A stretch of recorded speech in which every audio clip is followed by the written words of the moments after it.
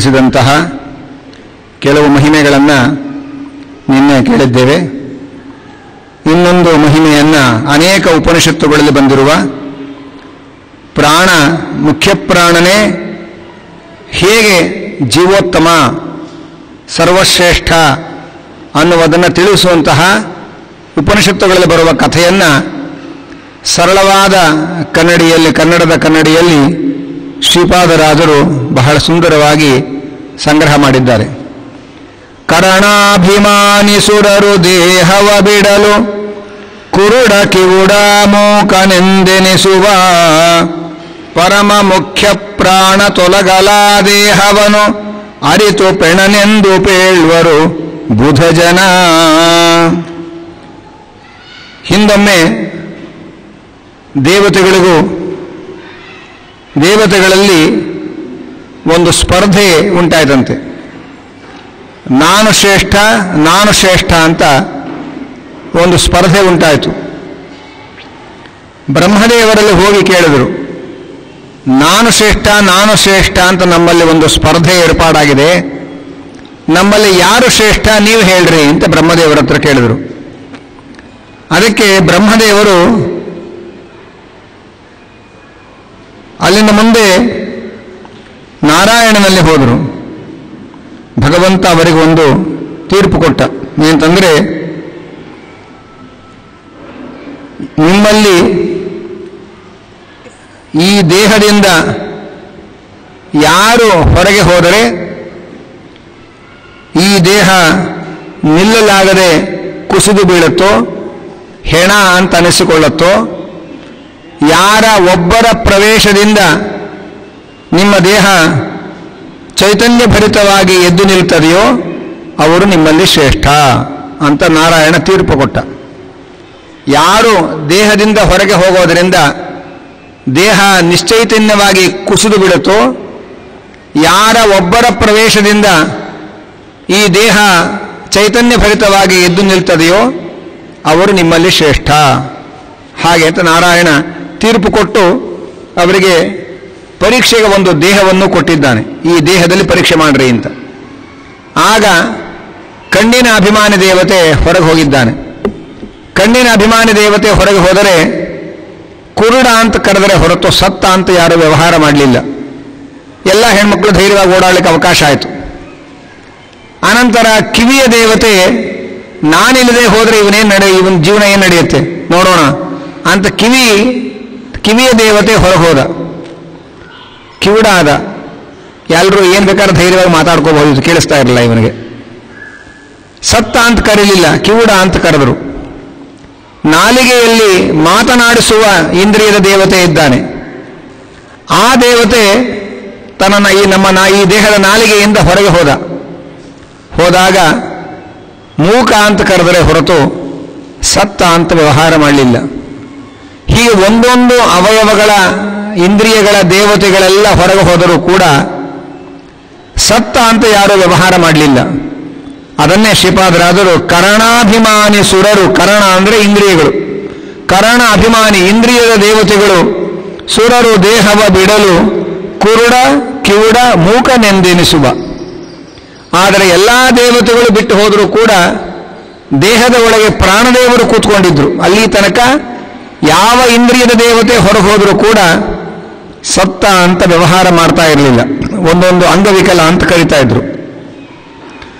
ಅನಂತರ ಎಲ್ಲ ದೇವತೆ 1 ವರ್ಷ ಕಾಲ ಹೊರಗೆ ಕೂತ್ಕೊಂಡ್ರಂತೆ, ನೋಡೋಣ ನಾವಿಲ್ಲದವ್ರು ಹೇಗೆ ನಡೆಸ್ತಾರೆ ಇವರು ಹಾಗೆ ಅಂತ. ಕೊನೆಗೆ ಅವರ ಅಹಂಕಾರ ಅರ್ಧ ಪರಿಹಾರ ಆಗಿ, ನಾವಿಲ್ಲದೆ ಹೋದರೂ ಈ ದೇಹದ ಜೀವನ ನಡೀತಾ ಇದೆ, ಅವನಿಗೇನು ಆಹಾರ ವ್ಯವಹಾರದಲ್ಲಿ ಏನೂ ಕೊರತೆ ಆಗಿಲ್ಲ, ಅವನ ಜೀವನ ನಡ್ಕೊಂಡು ಹೋಗ್ತಾ ಇದೆ, ಅದನ್ನು ನಾವಿಲ್ಲದೆ ಹೋದರೂ ನಡೆಯುತ್ತೆ ಅನ್ನೋದು ಅರ್ಥ ಆಯಿತು. ಎಲ್ಲರೂ ಆಯಾಯ ಇಂದ್ರಿಯದ ಸ್ಥಾನದಲ್ಲಿ ಬಂದು ಕೂತ್ಕೊಂಡ್ರು. ಎಲ್ಲ ದೇವತೆಗಳು ಅವರವರ ಜಾಗದಲ್ಲಿ ಬಂದು ಕುಳಿತ ಮೇಲೆ ಪ್ರಾಣದೇವರು ದೇಹದಿಂದ ಹೊರಗೆ ಹೋಗ್ಲಿಕ್ಕೆ ಶುರು ಮಾಡಿದರು. ಯಾವಾಗ ಪ್ರಾಣದೇವರು ಹೊರಗೆ ಹೋದರೋ ಈ ಇಂದ್ರಿಯ ದೇವತೆಗಳು ಆ ದೇಹದಲ್ಲಿ ಇರಬೇಕು ಅಂತ ಮನಸ್ಸು ಮಾಡಿದರೂ ಕೂಡ ಪ್ರಾಣದೇವರು ಆ ದೇಹದಿಂದ ಹೊರಗೆ ಹೋದಾಗ ಪ್ರಾಣದೇವರ ಸೆಳೆತಕ್ಕೆ ಸಿಲುಕಿ ಎಲ್ಲ ಇಂದ್ರಿಯ ದೇವತೆಗಳು ಹೊರಗೆ ಹೋದರು. ಅವರು ಅವಶರಾಗಿ ಹೊರಗೋದ್ರು. ಇರಬೇಕು ಅಂತ ಅಂದುಕೊಂಡ್ರು, ಪ್ರಾಣದೇವರು ಇಲ್ಲದೇ ಇರೋ ಶರೀರದಲ್ಲಿ ಇರಲಿಕ್ಕಾಗಲಿಲ್ಲ. ಪ್ರಾಣದೇವರ ಸೆಳೆತಕ್ಕೆ ಒಳಗಾಗಿ ಕುದುರೆಯನ್ನು ನಾವು ಗೂಟ ಬಡಿದು ಕಟ್ಟಿ ಹಾಕಿರ್ತೇವೆ. ಆ ಕುದುರೆ ಸಿಟ್ಟು ಬಂದು ನೆಗೆದು ಹೋದರೆ ಜೊತೆಗೆ ಗೂಟ ಹಗ್ಗನೂ ಹೀಗೆ ಹೊರಟೋಗುತ್ತೆ. ಅದೇ ಉದಾಹರಣೆ ಉಪನಿಷತ್ತಲ್ಲಿ ಕೊಡ್ತಾರೆ. ಹಾಗೆ ಪ್ರಾಣದೇವರು ಈ ದೇಹದಿಂದ ಹೊರಗೆ ಹೊರಟಾಗ ಎಲ್ಲ ಇಂದ್ರಿಯ ದೇವತೆಗಳು ಕೂಡ ತಮಗೆ ಇಲ್ಲೇ ಇರೋಣ ಅಂತ ಅಂದುಕೊಂಡ್ರು, ಇರಲಿಕ್ಕಾಗದೆ ದೇಹದಿಂದ ಹೊರಗೆ ಬಂದರು. ಆಗ ದೇಹ ಕುಸಿದು ಬಿತ್ತು, ಸತ್ತ ಅಂತ ವ್ಯವಹಾರ ಮಾಡಿದರು. ಪರಮ ಮುಖ್ಯ ಪ್ರಾಣ ತೊಲಗಲು ಆ ದೇಹವನ್ನು ಅರಿತು ಪೆಣನೆಂದು ಪೇಳುವರು ಬುಧಜನ.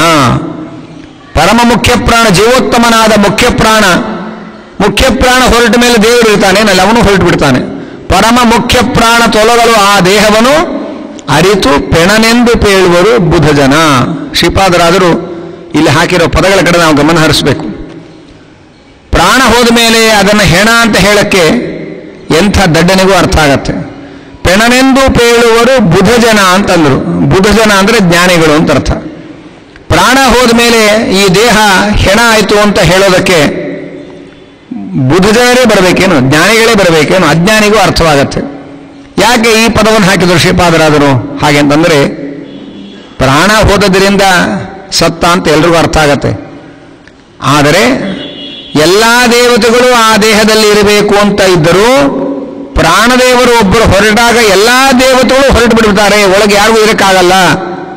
ಆದರೆ ಒಬ್ಬ ಪ್ರಾಣದೇವರು ಇರೋ ತನಕ ಯಾವ್ಯಾವ ದೇವತೆಗಳು ಹೊರಗೆ ಹೋದರೂ ಕೂಡ ಈ ದೇಹ ಸಾಯಲಿಲ್ಲ. ಆದರೆ ಎಲ್ಲ ದೇವತೆಗಳು ಕೂತರೂ ಕೂಡ ಒಬ್ಬ ಪ್ರಾಣದೇವರು ಹೊರಟಾಗ ಎಲ್ಲ ದೇವತೆಗಳು ಅವರ ಸೆಳೆತಕ್ಕೆ ಒಳಗಾಗಿ ಈಚೆ ಹೋಗಿ ದೇಹ ಕುಸಿದು ಬಿದ್ದು ಸತ್ತು ಅಂತ ಅನಿಸ್ಕೊಳ್ತು, ಹೆಣ ಅಂತ ಅನಿಸ್ಕೊಳ್ತು. ಇದರಿಂದ ವಾಯುದೇವರು ಎಲ್ಲ ದೇವತೆಗಳಿಗಿಂತಲೂ ಹಿರಿಯರು ಅನ್ನುವ ಜೀವೋತ್ತಮತ್ವ ಜ್ಞಾನ ಬರಬೇಕಾಗಿದ್ದರೆ ಬುಧ ಜನರು ಬೇಕು, ಜ್ಞಾನಿಗಳಾಗಬೇಕು.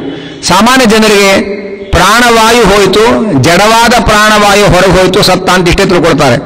ಆ ಪ್ರಾಣವಾಯುವಿಗೆ ಅಭಿಮಾನಿಯಾದ ನಿಯಾಮಕರಾದ ಪ್ರಾಣದೇವರಿದ್ದಾರೆ. ಆ ಮುಖ್ಯ ಪ್ರಾಣದೇವರು ಹೋದದ್ದರಿಂದ ಇತರ ಎಲ್ಲ ದೇವತೆಗಳು ಹೊರಗೆ ಹೋಗಬೇಕಾಯಿತು. ಅವರೆಲ್ಲ ದೇವತೆಗಳು ಹೊರಗೆ ಹೋಗಿದ್ರು ಕೂಡ ಒಬ್ಬ ಪ್ರಾಣದೇವರಿದ್ದರಿಂದ ಇದು ಸತ್ತಿರಲಿಲ್ಲ. ಈಗ ಪ್ರಾಣದೇವರು ಒಬ್ಬರು ಹೊರಟಾಗ ಎಲ್ಲ ದೇವತೆಗಳು ಹೊರಡಬೇಕಾಗಿ ಬಂದು ಪ್ರಾಣದೇವರೇ ಜೀವೋತ್ತಮರು ಅಂತ ಕನ್ಫರ್ಮ್ ಆಯಿತು. ಈ ತಿಳುವಳಿಕೆ, ಅದಕ್ಕೆ ಅರಿತು ಪೆಣನೆಂದು ಪೇಳುವರು ಬುಧಜನ ಅನ್ನೋ ಶಬ್ದಗಳನ್ನು ಶ್ರೀಪಾದರಾದರು ಇಲ್ಲಿ ಬಳಸಿದ್ದಾರೆ. ನೀವ್ಯಾರು ಅಂತ ನಮ್ಮನ್ನು ಕೇಳಿದರೆ ನಾವು ವಿಸಿಟಿಂಗ್ ಕಾರ್ಡ್ ಕೊಡ್ತೇವೆ. ನಮ್ಮ ಅಕ್ಷರ ಎರಡು ಅಕ್ಷರ, ನಮ್ಮ ಹೆಸರು 2 ಅಕ್ಷರ ಆದರೆ ನಮ್ಮ ಬಿರುದು ಬಾವಲಿಗಳು 200 ಅಕ್ಷರ ಇರುತ್ತೆ. ಆದರೆ ಎಲ್ಲಿ ತನಕ ಇದು ನಮ್ಮ ದೇಹ ಪ್ರಾಣ ವಶವಾಗಿರೋ ತನಕ ಎಲ್ಲ ಬಿರುದು ಬಾವಲಿಗಳು. ಪ್ರಾಣ ವಶ ತಪ್ಪಿ ಆ ವಶ ಹಿಂದೆ ಮುಂದಾದರೆ ಆಗ ಯಾವ ಬಿರುದು ಬಾವಲಿಗಳು ಇಲ್ಲ, ಎಲ್ಲರಿಗೂ ಒಂದೇ ಬಿದಿರು ಅಷ್ಟೇ. ಪ್ರಾಣದೇವರು ದೇಹದಲ್ಲಿ ಇರೋ ತನಕ ಬಿರುದು, ಪ್ರಾಣದೇವರ ಹೊರ ಹೋದರೆ ಬಿದಿರು, ಅಷ್ಟೇ ವ್ಯತ್ಯಾಸ. ಆಗ ಪಂಡಿತ ಸತ್ರು ಶವಾಂತನೇ ಅವನ ಹೆಸರು, ಪಾಮರ ಸತ್ರು ಶವಾಂತನ ಹೆಸರು, ಕೋಟ್ಯಾಧೀಶ್ವರ ಸತ್ರು ಶವಾಂತನ ಹೆಸರು. ಸಮಾನತೆ ಸತ್ತು ಮೇಲೇನೆ, ಬದುಕಿದಾಗಿಲ್ಲ, ವ್ಯತ್ಯಾಸ ಆಗ್ತಾ ಇರುತ್ತೆ. ಆದರೆ ಮರಣವನ್ನು ಪ್ರಾಣದೇವರು ಹೊರಗೆ ಹೋದರೆ ಆಗ ನಮ್ಮ ಯಾವ ಬಿರುದು ಬಾವಲಿಗಳು ಉಳಿಯಲ್ಲ. ಆದ್ದರಿಂದ ಇದೆಲ್ಲ ಉಪನಿಷತ್ತುಗಳ 5-6 ಉಪನಿಷತ್ತುಗಳಲ್ಲಿ ಬರತಕ್ಕಂತಹ ಕಥೆ. ಆ ಉಪನಿಷತ್ತುಗಳಲ್ಲಿ ಬರುವ ಈ ಕಥೆಯನ್ನ ಬಹಳ ಸಂಗ್ರಹವಾಗಿ ಶ್ರೀಪಾದರಾದರು ಎಲ್ಲರಿಗೂ ತಿಳಿಯುವಂತೆ ಸರಳ ಕನ್ನಡದಲ್ಲಿ ಹೇಳ್ತಾ ಇದ್ದಾರೆ. ಕರಣಾಭಿಮಾನಿ ಸುರರು ದೇಹವ ಬಿಡಲು ಕುರುಡ ಕಿವುಡ ಮೂಕನೆಂದೆನಿಸುವ ಪರಮ ಮುಖ್ಯ ಪ್ರಾಣ ತೊಲಗಲ ದೇಹವನ್ನು ಅರಿತು ಪೆಣನೆಂದು ಪೇಳುವರು ಬುಧಜನ. ಸುರರೊಳಗೆ ನರರೊಳಗೆ ಸರ್ವಭೂತಗಳೊಳಗೆ ಪರತರ ನೆನೆಸಿ ನಿಯಾಮಿಸಿ ನೆಲಸಿಹ ಹರಿಯನಲ್ಲದೆ ಬಗೆಯ ಅನ್ಯರನು ಲೋಕದೊಳು ಗುರುಕುಲ ತಿಲಕ ಮುಖ್ಯ ಪವಮಾನನೋ.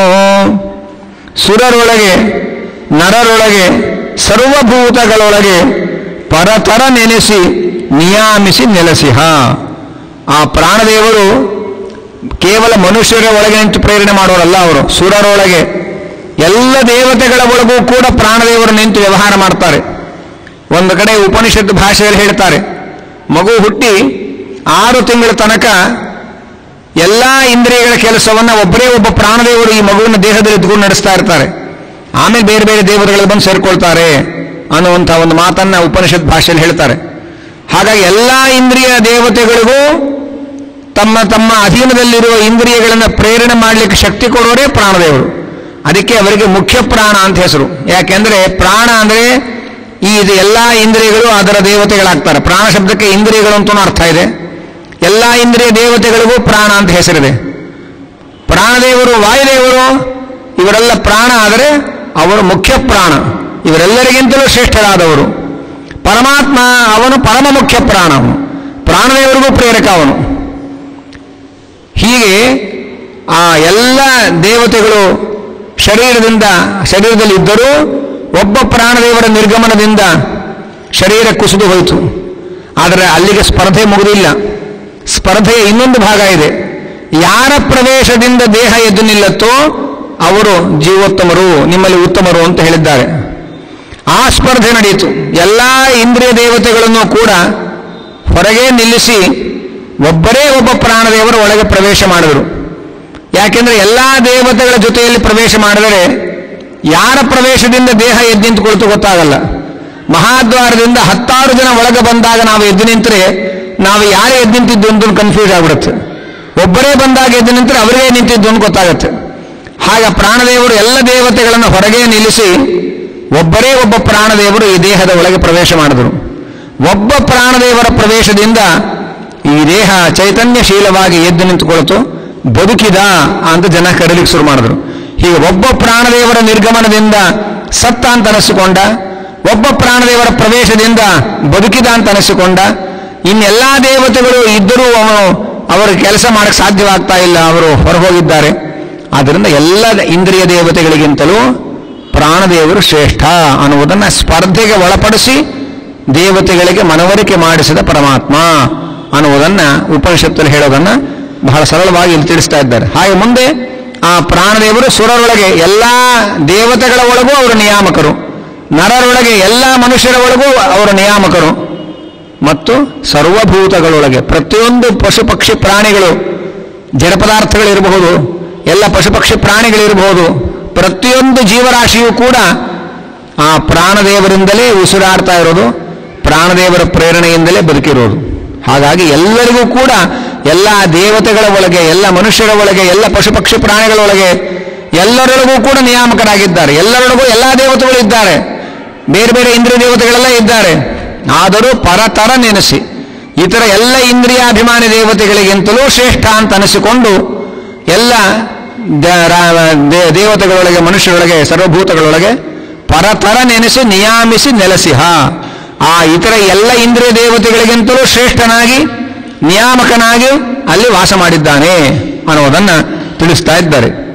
ಅಷ್ಟೇ ಅಲ್ಲ, ಹರಿಯನಲ್ಲದೆ ಬಗೆಯ ಅನ್ಯರನ್ನು ಲೋಕದೋಳು ಗುರುಕುಲ ತಿಲಕ ಮುಖ್ಯ ಪವಮಾನನು.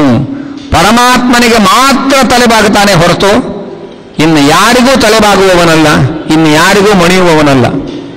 ಅಂತಹ ವೀರ ವೈಷ್ಣವನಿಷ್ಠೆ ಆ ಪ್ರಾಣದೇವರದು. ಭಗವಂತನಿಗೆ ಮಾತ್ರ ಅವನು ಹರಿಯನಲ್ಲದೆ ಅನ್ಯರನ್ನು ಬಗೆಯ ಲೋಕದೋಳು, ಪರಮಾತ್ಮನ ಹೊರತು ಇನ್ಯಾರಿಗೂ ಮಣಿಯುವುದಲ್ಲ, ಇನ್ಯಾರಿಗೂ ತಲೆ ಬಗ್ಗಿಸೋದಿಲ್ಲ.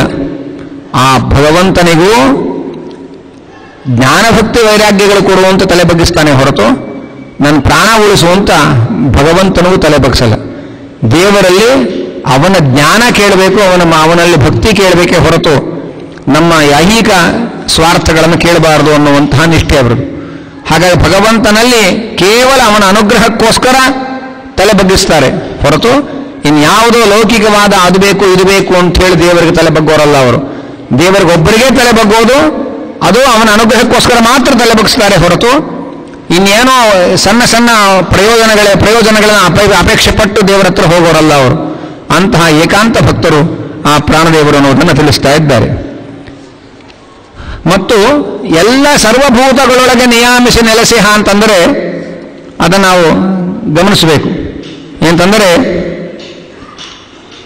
ಅದನ್ನು ಹರಿಕಥಾಮೃತ ಸಾರದಲ್ಲಿ ಹೇಳ್ತಾರೆ. ದೇವ ಋಷಿ ಪಿತೃ ನೃಪ ನರರನಿಪ ಐವರೋಳು ನೆಲೆಸಿದ್ದು ಅವರ ಸ್ವಭಾವ ಕರ್ಮವ ಮಾಡಿಪ ಒಂದು ರೂಪದಲ್ಲಿ ಗುಪ್ತನಾಗಿದ್ದನಿಲದೇವ ದ್ವಿಸಪ್ತ ಲೋಕದ ಜೀವರೊಳಗೆ 3,100 ಶ್ವಾಸ ಜಪಗಳನ್ನು ಸುಪ್ತಿ ಸ್ವಪ್ನದಿ ಜಾಗೃತಿಗಳಲ್ಲಿ ಆಪ್ತನಂದದಿ ಮಾಡಿಸಿ ತೃಪ್ತ ಭೋಗಗಳೇವ ಪ್ರಾಂತಕ್ಕೆ ತೃತೀಯ ರೂಪದಲ್ಲಿ. ಹಾಗೆ ಅಂತ ಈ ಮಧ್ವನಾಮದ ಒಂದು ರೀತಿಯ ವಿವರಣಾ ಪದ್ಯ ರೀತಿಯಲ್ಲಿ ಹರಿಕಥಾಮೃತ ಹೇಳ್ತಾ ಇದ್ದಾರೆ. ಜೀವರಾಶಿಗಳನ್ನು 5 ರೀತಿ ವಿಂಗಡಿಸಿದರು. ದೇವತೆಗಳು, ಋಷಿಗಳು, ಪಿತೃಗಳು, ನೃಪರು, ನರರು ಅಂತ ಹೇಳಿ 5 ರೀತಿ ವಿಂಗಡಿಸಿಕೊಂಡ್ರು. ಇವರೆಲ್ಲರೊಳಗೂ ಕೂಡ ಪ್ರಾಣದೇವರು ಒಳಗಿದ್ದು ಅವರವರ ಸ್ವಭಾವಕ್ಕೆ ಅನುಗುಣವಾದ ಕರ್ಮವನ್ನು ಅವರು ಮಾಡಿಸ್ತಾರೆ. ಜೊತೆಯಲ್ಲಿ ದ್ವಿಸಪ್ತ ಲೋಕದ ಜೀವರೊಳಗೆ 14 ಲೋಕದ ಎಲ್ಲ ಜೀವರೊಳಗೆ 3,100 ಶ್ವಾಸ ಜಪಗಳನ್ನು ಇವತ್ತಿನ ಸೂರ್ಯೋದಯದಿಂದ ನಾಳೆ ಸೂರ್ಯೋದಯದವರೆಗೆ 21,600 ಬಾರಿ ಪ್ರತಿಯೊಬ್ಬ ಜೀವರಾಶಿಗಳ ಒಳಗೆ ಇದ್ದು ಉಸಿರಾಡಿಸ್ತಾರೆ ಪ್ರಾಣದೇವರು.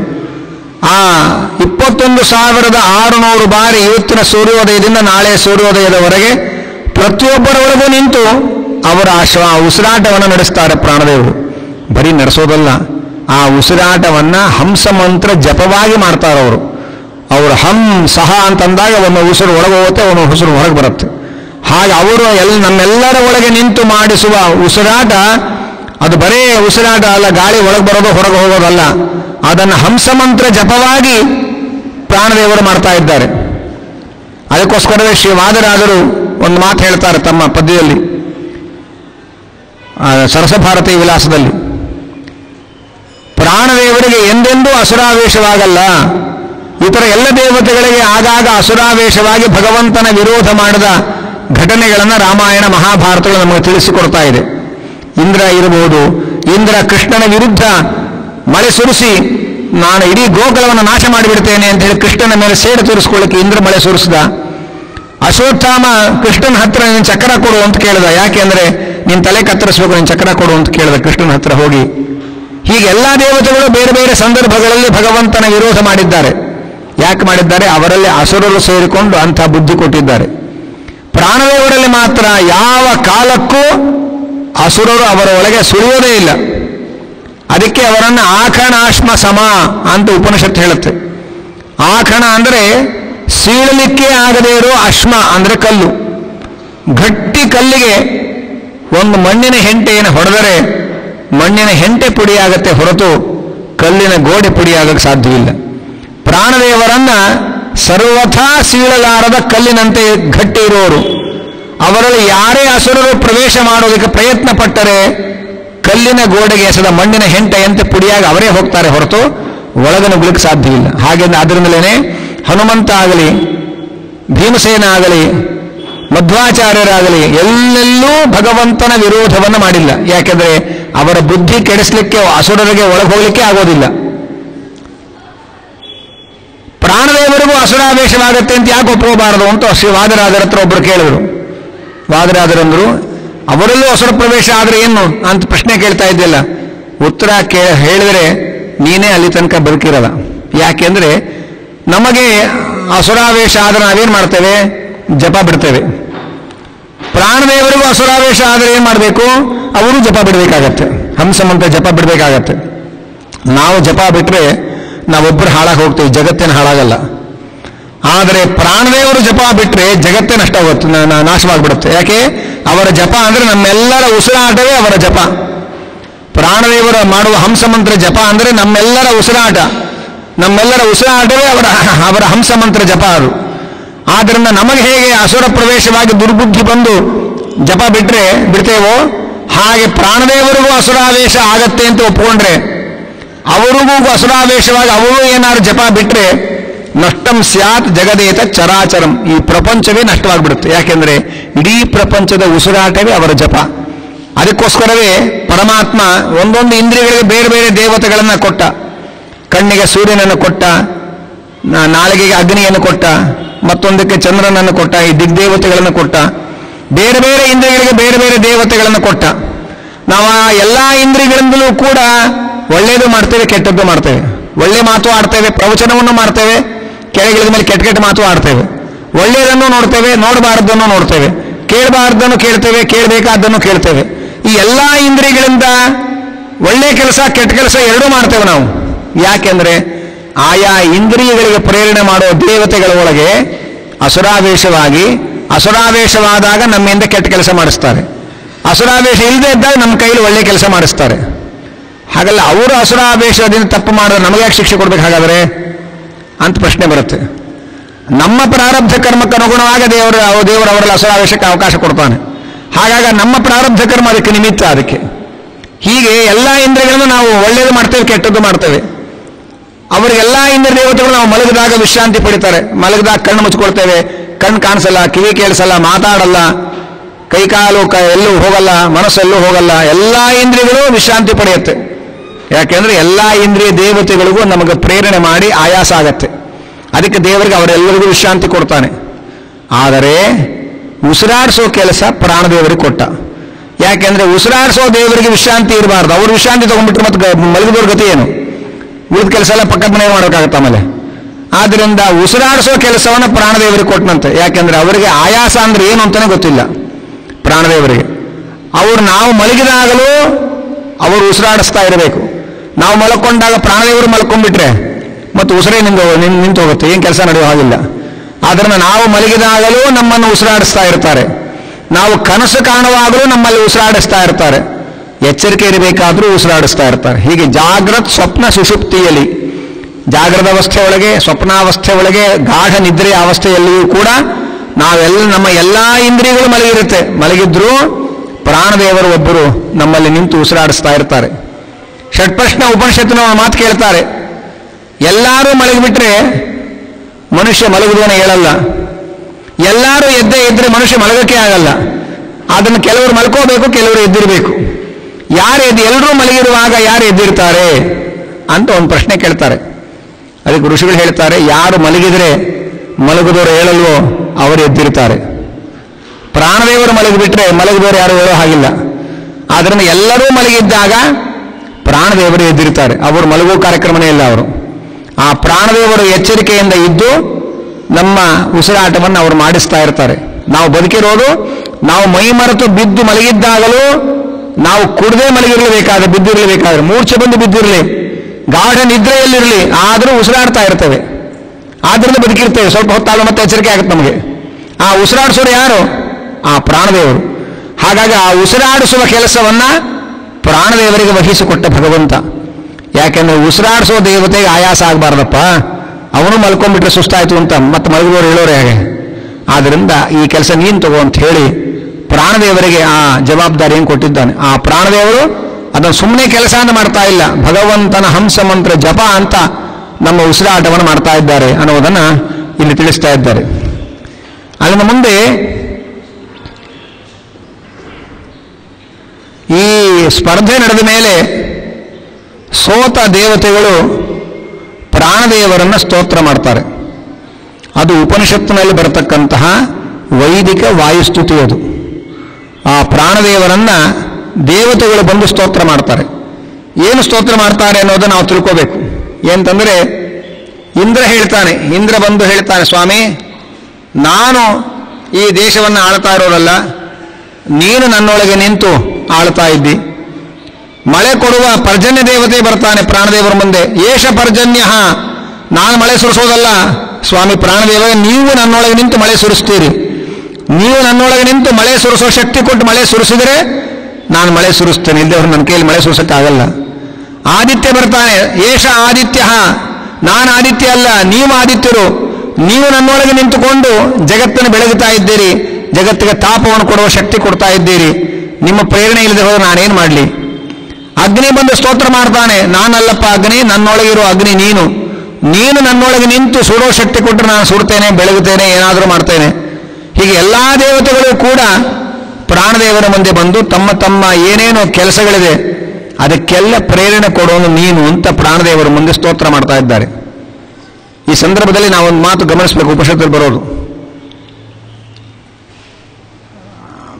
ನಮಗೆ ಹಸಿವೆ ಆಗಬೇಕು. ಹಸಿವೆನೇ ಆಗದೆ ಹೋದರೆ ಖರ್ಚು ಉಳಿತು ಅಂತ ಯಾರು ಸುಮ್ಮನೆ ಕೂತ್ಕೊಳ್ಳಲ್ಲ. ಡಾಕ್ಟ್ರ್ ಯಾಕೋ ಒಂದು ವಾರದಿಂದ ಹಸಿವೆನೇ ಆಗ್ತಾ ಇಲ್ಲ ಅಂತ ಅದಕ್ಕೂ ಡಾಕ್ಟರ್ ಹೋಗ್ತೀವಿ ನಾವು. ಏನು ಹಸಿವೆ ಆಗದೆ ಹೋದರೆ ನಿಶ್ಚಿತ ಖರ್ಚು ಉಳಿತಲ್ಲ, ಅಡುಗೆ ಮಾಡಬೇಕಾಗಿಲ್ಲ, ಆರಾಮಾಗಿರ್ಬೋದಲ್ಲ. ಆದರೆ ಆ ಹಸಿವೆ ಆಗದೆ ಹೋದರೂ ಅದೊಂದು ರೋಗ. ವಿಪರೀತ ಹಸಿವೆ ಆದರೂ ಒಂದು ರೋಗ ನಮ್ಮ ಹಣೆ ಬರಹಕ್ಕೆ. ಹಾಗಾಗಿ ಆ ಹಸಿವೆ ಆಗದೇನೆ ಹೋದರೆ ಈ ದೇಹದ ಬೆಳವಣಿಗೆಗೆ ಎಷ್ಟು ಬೇಕೋ ಅಷ್ಟು ಆಹಾರ ದೇಹದ ಒಳಗೆ ಹೋಗೋದೆಗೆ, ನಮಗೆ ಬಾಯಾರಿಕೆನೇ ಆಗದೆ ಹೋದರೆ ಈ ದೇಹದಕ್ಕೆ ಬೇಕಾಗುವಂತಹ ನೀರು ಒಳಗೆ ಹೋಗೋದೆಗೆ. ಅದಕ್ಕೆ ಉಪನಿಷತ್ತು ಹೇಳುತ್ತೆ, ಪರಮಾತ್ಮ ಪ್ರಾಣದೇವರ 2 ರೂಪವನ್ನು ಸೃಷ್ಟಿ ಮಾಡಿದಂತೆ. ಒಂದು ಅಶನಾಯ ಅಂತ ಒಂದು ಪ್ರಾಣದೇವರ ರೂಪ, ಒಂದು ಪಿಪಾಸ ಅಂತ ಪ್ರಾಣದೇವರ ಒಂದು ರೂಪ. ಅಶನಾಯ ಅನ್ನೋ ರೂಪದಿಂದ ಪ್ರಾಣದೇವರು ಎಲ್ಲರೊಳಗೆ ನಿಂತು ಹಸಿವೆ ಕೊಡ್ತಾರಂತೆ. ಅವರು ಹಸಿವೆ ಕೊಟ್ಟರೆ ನಮಗೆ ಹಸಿವೆ ಆಗತ್ತೆ. ಹಸಿವೆ ಆಗೋದು ನಮ್ಮ ಕೈಲಿಲ್ಲ, ಹೊಟ್ಟೆ ತುಂಬಿಸ್ಕೊಳ್ಳೋದು ನಮ್ಮ ಕೈಲಿಲ್ಲ, ತುಂಬಿದ ಹೊಟ್ಟೆ ಜೀರ್ಣ ಮಾಡಿಸ್ಕೊಳ್ಳೋದು ನಮ್ಮ ಕೈಲಿಲ್ಲ. ಅಶನಾಯ ಎಂಬ ರೂಪದಿಂದ ಪ್ರಾಣದೇವರು ಎಲ್ಲರೊಳಗೆ ನಿಂತು ಹಸಿವೆ ಕೊಡ್ತಾರೆ ಅಂತ ಉಪನಿಷತ್ತು ಹೇಳುತ್ತೆ. ಪಿಪಾಸ ಅಂತ ಒಂದು ಪ್ರಾಣದೇವರ ರೂಪ, ಅವರು ನಮ್ಮೊಳಗೆ ನಿಂತು ನಮಗೆಲ್ಲ ಬಾಯಾರಿಕೆ ಕೊಡ್ತಾರೆ. ನಾವು ಬಾಯಾರಿಕೆನೇ ಆಗದೆ ಹೋದರೆ ಈ ದೇಹದೊಳಗೆ ನೀರೇ ಸೇರಲ್ಲ. ನೀರೇ ಸೇರದೆ ಹೋದರೆ ನಾವು ಬದುಕಿರೋದು ಹೇಗೆ? ಹಾಗಾಗಿ ನಮ್ಮ ಒಳಗೆ ನಿಂತು ಹಸಿವೆ ಕೊಡ್ತಾರೆ, ಬಾಯಾರಿಕೆ ಕೊಡ್ತಾರೆ. ಬಾಯಾರಿಕೆ ಅವರು ಉಂಟು ಮಾಡಿದ್ರೆ ನಾವು ಬಾಯಾರಿಕೆ ತಗೊಳಕ್ಕೆ ಇನ್ನೊಬ್ಬರ ಮನೆಗೆ ಹೋಗಬೇಕು. ಹಾಗಾಗಿ ಆ ಬಾಯಾರಿಕೆಯನ್ನ ನಮಗೆ ಉಂಟು ಮಾಡುವವರು ಪ್ರಾಣದೇವರು ಅಂತ ಉಪನಿಷತ್ತು ಹೇಳ್ತಾ ಇದೆ. ಆಮೇಲೆ ಹಸಿವೆ ಆಯಿತು, ತಿಂದ್ವಿ. ತಿಂದ ಮೇಲೆ ತಿಂದು ಜೀರ್ಣ ಆಗಬೇಕಲ್ಲ. ತಿಂದ ಆಹಾರವನ್ನ ಪರಮಾತ್ಮನ ಜೊತೆಯಲ್ಲಿ ನಮ್ಮ ಹೊಟ್ಟೆಯಲ್ಲಿದ್ದು ಅದನ್ನು ಪಚನ ಮಾಡೋದು ಪ್ರಾಣದೇವರು. ಪಚನ ಆದ ಮೇಲೆ ಅದರ ಸಾರಾಂಶವನ್ನ ರಕ್ತವಾಗಿ ಪರಿಣಮಿಸಿ ನಮ್ಮ ದೇಹದ ಇಂದ್ರಿಯಗಳಿಗೆ, ನರನಾಡಿಗಳಿಗೆಲ್ಲ ತಲುಪಿಸುವವರವರು.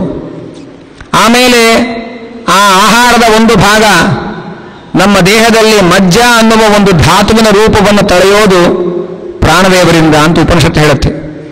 ಆ ಮಜ್ಜಾನೇ ವೀರ್ಯವಾಗಿ ಪರಿಣಾಮ ಆಗೋದು. ಹೀಗೆ ಹಸಿವೆ ಕೊಟ್ಟು ನಮಗೆ ತಿನ್ನಿಸಿ, ತಿಂದ ಮೇಲೆ ಅದು ಜೀರ್ಣ ಆಗುವಂತೆ ಮಾಡಿ, ಜೀರ್ಣ ಆದ ಆಹಾರದ ಒಂದು ಅಂಶ ನಮ್ಮ ದೇಹಕ್ಕೆ ಹೋದ ಮೇಲೆ ಅದು ರೇತಸ್ಸಾಗುವಂತೆ ಮಾಡಿ, ಅದು ವೀರ್ಯವಾಗಿ ಪರಿಣಾಮವಾಗುವಂತೆ ಮಾಡತಕ್ಕಂಥವರು ಪ್ರಾಣದೇವರು. ಆ ವೀರ್ಯ ಹೆಣ್ಣಿನ ಹೊಟ್ಟೆಯಲ್ಲಿ ಹೋದ ಮೇಲೆ ಆ ವೀರ್ಯ ಗರ್ಭದ ರೂಪವನ್ನು ತಾಳುವಂತೆ ಮಾಡುವವರು ಪ್ರಾಣದೇವರು. ಆ ಗರ್ಭ ಹೊರಗೆ ಪ್ರಸವ ಆಗೋ ತನಕ ಆ ಗರ್ಭವತಿಯ ಹೊಟ್ಟೆಯಲ್ಲಿದ್ದು ಆ ಮಗುವನ್ನು ರಕ್ಷಣೆ ಮಾಡುವವರು ಪ್ರಾಣದೇವರು. ಪ್ರಜಾಪತಿ ಎಂಬ ರೂಪದಿಂದ ಪ್ರಾಣದೇವರು ಎಲ್ಲ ಗರ್ಭವತಿಯರಲ್ಲಿರುವ ಮಗುವನ್ನು ರಕ್ಷಣೆ ಮಾಡ್ತಾ ಇರ್ತಾರೆ ಹಡಿಯೋ ತನಕ. ಪ್ರದ್ಯುಮ್ನ ಅನ್ನುವ ಭಗವಂತ ಆ ಮಗುವನ್ನು ರಕ್ಷಣೆ ಮಾಡ್ತಾ ಇರ್ತಾನೆ.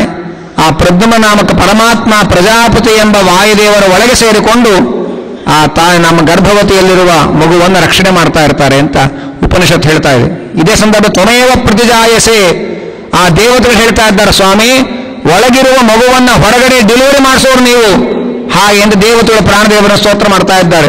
ನಿಮ್ಗೆ ಯಾರು ಡೆಲಿವರಿ ಮಾಡಿದ್ರು ನಾವು ಡಾಕ್ಟರ್ ಹೆಸರು ಹೇಳ್ತೇವೆ, ಅವರಿಗೆ ಬುದ್ಧಿ ಕೊಡಬೇಕಲ್ಲ ಹೀಗೆ ಡೆಲಿವರಿ ಮಾಡಬೇಕು ಅಂತ. ಪ್ರಾಣದೇವರು ನಮ್ಮ ದೇಹದಿಂದ ಮಗುವನ್ನು ಹೊರಗೆ ಹಾಕುವುದು ಅಂತ ಉಪನಿಷತ್ತು ಹೇಳ್ತಾ ಇದೆ. ನಮ್ಮ ಹೊಟ್ಟೆ, ಹೆಣ್ಣಿನ ಹೊಟ್ಟೆ ಒಳಗೆ ಆ ಮಗುವನ್ನು ತಂದು ಇಡೋದು ಪ್ರಾಣದೇವರು. 10 ತಿಂಗಳು ಅದು ಕ್ಷೇಮವಾಗಿರುವಂತೆ ಅದರ ಯೋಗಕ್ಷೇಮ ನೋಡಿಕೊಳ್ಳುವರು ಪ್ರಾಣದೇವರು. ಪ್ರಾಜಾಪತ್ಯ ಎಂಬ ವಾಯುವಿನ ರೂಪದಲ್ಲಿ ಆ ಒಳಗಿಂದ ಆ ಮಗುವನ್ನು ಹೊರಗೆ ತಳ್ಳುವವರು ಪ್ರಾಣದೇವರು.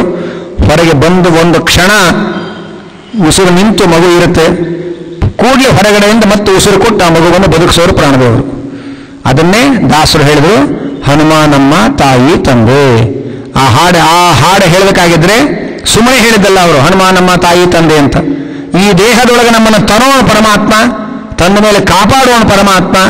ಅದಕ್ಕೆ ವಾಯುಸ್ತುತಿಯಲ್ಲಿ ಮಾತರಮ್ಮೆ ಮಾತರಿಶ್ವನ್ ಪಿತಃ ಅತೊಳಗುರೋ ಭ್ರಾತಃ ಇಷ್ಟಾಪ್ತ ಬಂಧು ಸ್ವಾಮಿನ್ ಸರ್ವಾಂತರಾತ್ಮನ್. ಹಾಗೆ ಅಂತ ವಾಯುದೇವರನ್ನ ಯಾಕೆ ಸ್ತೋತ್ರ ಮಾಡ್ತಾರೆ? ಮೊದಲೆತ್ಕೊಳ್ತಾ ಮಾತರಮ್ಮೆ ನಮ್ಮ ತಾಯಿ ನೀನು ಅಂತ ಸ್ತೋತ್ರ ಮಾಡ್ತಾ ಇದ್ದಾರೆ. ಅವ್ರು ಯಾಕೆ ಸ್ತೋತ್ರ ಮಾಡಿದ್ರು? ಉಪನಿಷತ್ತು ಹೇಳುತ್ತೆ, ಮಾತಾ ಇವ ಪುತ್ರಾನ್ ರಕ್ಷಸ್ವ. ತಾಯಿ ಮಗುವನ್ನು ರಕ್ಷಣೆ ಮಾಡೋ ಹಾಗೆ ನೀನು ನಮ್ಮನ್ನು ರಕ್ಷಣೆ ಮಾಡ್ತೀಯಪ್ಪ ಸ್ವಾಮಿ. ಪ್ರಾಣದೇವರೇ, ನೀವು ಮಳೆ ಸುರಿಸಿದರೆ ಬೆಳೆ ಬೆಳೆಯುತ್ತೆ, ಪ್ರಜೆಗಳು ಆ ಬೆಳೆಯನ್ನು ತಿಂದು ಸಂತೋಷ ಪಡ್ತಾರೆ. ನಾವು ಪ್ರಜೆಗಳಿಗೆ ಸಂತೋಷ ಬರಬೇಕಾಗಿದ್ರೆ ಆಹಾರ ಬೇಕು, ಮಳೆ ಬೇಕು, ಬೆಳೆ ಬೇಕು, ಅದನ್ನು ಕೊಡೋದು ನೀನು. ತಾಯಿ ಮಗುವನ್ನು ರಕ್ಷಣೆ ಮಾಡೋ ಹಾಗೆ ನೀನು ನಮ್ಮನ್ನು ರಕ್ಷಣೆ ಮಾಡು ಹಾಗೆ ಅಂತ ಉಪನಿಷತ್ತು ಹೇಳುತ್ತೆ.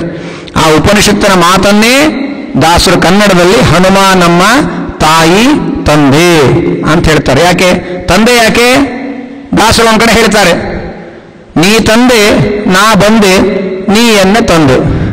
ಅವರು ತಂದೆ ಅನ್ನೋದನ್ನ ಕ್ರಿಯಾಪದವು ಮಾಡ್ತಾರೆ, ನಾಮಪದವು ಮಾಡ್ತಾರೆ. ನಾನೇ ಯಾಕೆ ಇಲ್ಲಿಗೆ ಬಂದೆ ಅಂದ್ರೆ ನೀ ತಂದೆ, ಅದಕ್ಕೆ ನಾನು ಬಂದಿದ್ದು. ನೀ ತಂದೆ ನಾ ಬಂದೆ ನೀ ಎನ್ನ ತಂದೆ ಅಂತ ಬಹಳ ಸರಳವಾಗಿ ದಾಸರು ಹೇಳ್ತಾರೆ ಒಂದು ಕಡೆಯಲ್ಲಿ. ಆದ್ದರಿಂದ ನಮ್ಮ ದೇಹದ ಒಳಗೆ ಯಾವ್ಯಾವ ಜೀವ ಎಲ್ಲೆಲ್ಲಿ ಹುಟ್ಟಬೇಕು ಅಂತ ತೀರ್ಮಾನ ಆಗಿದೆಯೋ ಆ ಜೀವನನ್ನ ಮಳೆಯ ನೀರಿನ ಒಳಗೆ ತುಂಬಿಕೊಂಡು ಭೂಮಿಯೊಳಗೆ ಸೇರಿಸಿ ಅವನನ್ನು ಧಾನ್ಯದೊಳಗೆ ಸೇರಿಸಿ ಆ ಧಾನ್ಯ ಪುರುಷನ ಆಹಾರದಲ್ಲಿ ಬರುವ ಸೇರಿಸಿ ಅದರೊಳಗೆ ಪ್ರಾಣದೇವರು ಪುರುಷನ ಹೊಟ್ಟೆಯಲ್ಲಿ ಹೋಗಿ ಅದು ರೇತಸ್ಸಾಗುವಂತೆ ಪರಿಣಾಮ ಮಾಡಿ ಆ ರೇತಸ್ಸು ಹೆಣ್ಣಿನ ಹೊಟ್ಟೆಯೊಳಗೆ ಹೋಗುವಂತೆ ಮಾಡಿ ಅಲ್ಲಿ ಅದು ಭ್ರೂಣದ ರೂಪವನ್ನು ತಾಳುವಂತೆ ಮಾಡಿ ಅದನ್ನ 10 ತಿಂಗಳ ತನಕ ಅದನ್ನ ಚೆನ್ನಾಗಿ ರಕ್ಷಣೆ ಮಾಡಿ ಮತ್ತೆ ಅದನ್ನು ಹೊರಗೆ ದಬ್ಬಿ ಈ ಜೀವನಿಗೆ ಉತ್ಪತ್ತಿ ಕೊಡುವರು ಪ್ರಾಣದೇವರು. ಅಂದಮೇಲೆ ಪ್ರಾಣದೇವರು ಅವಶ್ಯಕತೆ ನಮ್ಮ ಜೀವನದಲ್ಲಿ ಎಷ್ಟಿದೆ? ಯಾಕೆ ನಾವು ಪ್ರಾಣದೇವರ ಮುಖ್ಯ ಪ್ರಾಣದೇವರಿಗೆ ಅಷ್ಟು ಪ್ರಾಶಸ್ತ್ಯ ಕೊಡ್ತೇವೆ ಅಂದರೆ ನಮ್ಮ ಅಸ್ತಿತ್ವವೇ ಪ್ರಾಣದೇವರ ಕೈಯಲ್ಲಿರೋದು. ಆಮೇಲೆ ಊಟ ಮಾಡಿದ ಮೇಲೆ ಏನು ಮಾಡ್ತೇವೆ? ಮಲಗ್ತೇವೆ.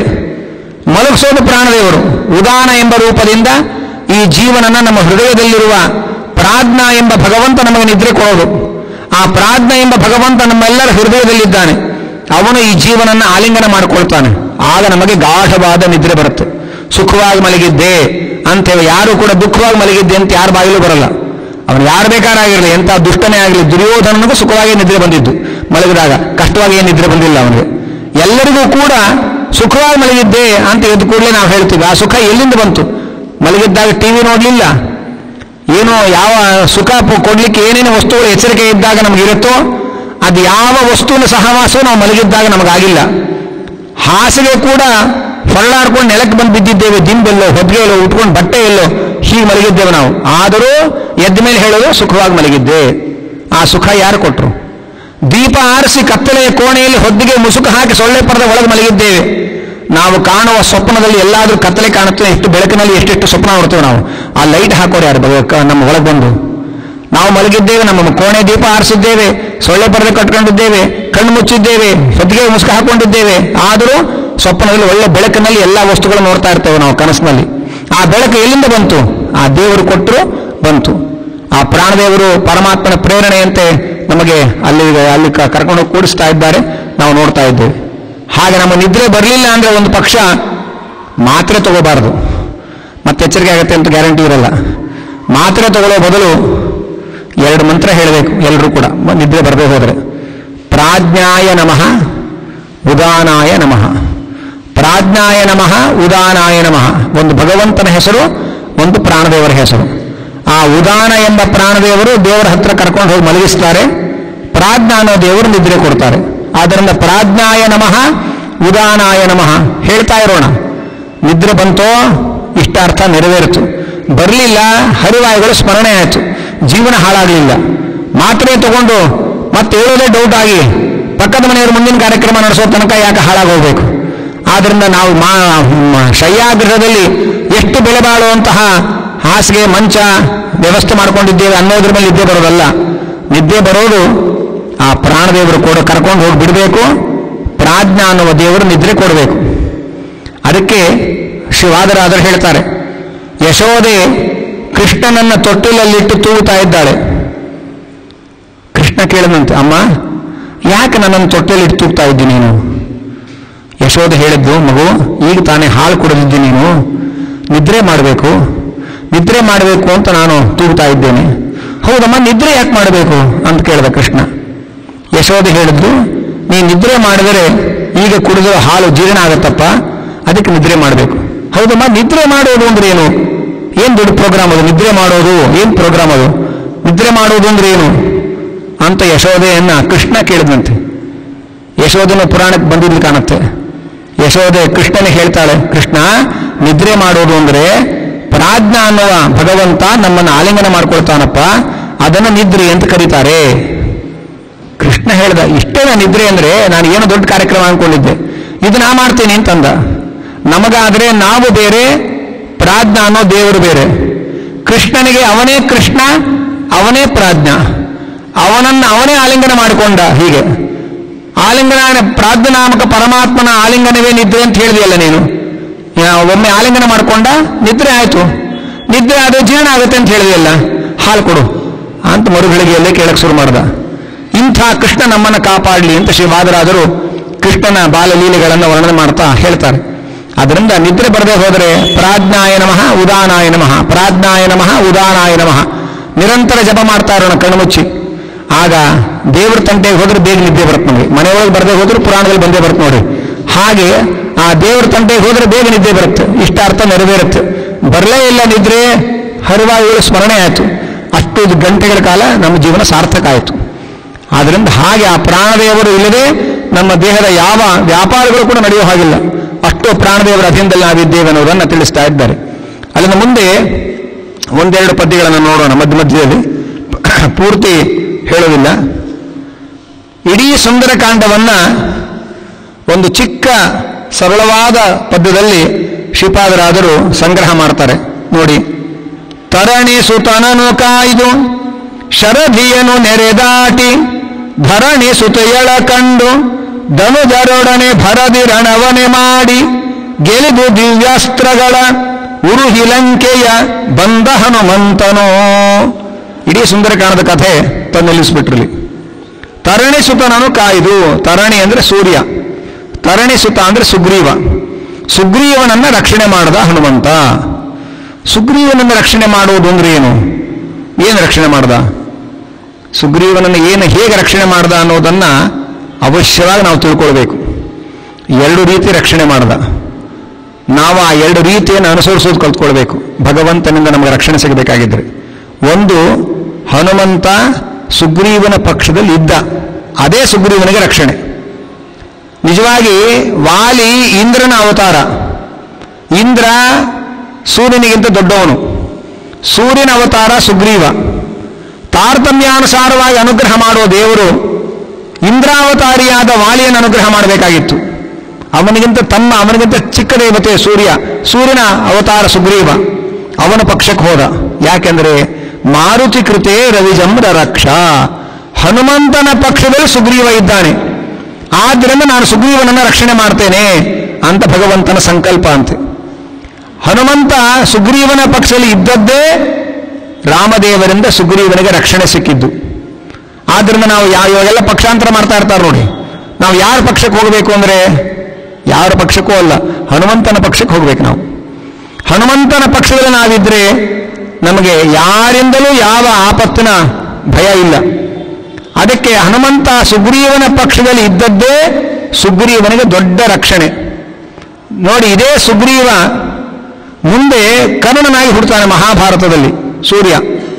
ಸೂರ್ಯ ರಾಮಾಯಣದಲ್ಲಿ ಸುಗ್ರೀವನಾದವನು ಮಹಾಭಾರತದಲ್ಲಿ ಕರ್ಣನಾಗಿ ಹುಟ್ಟಿದ.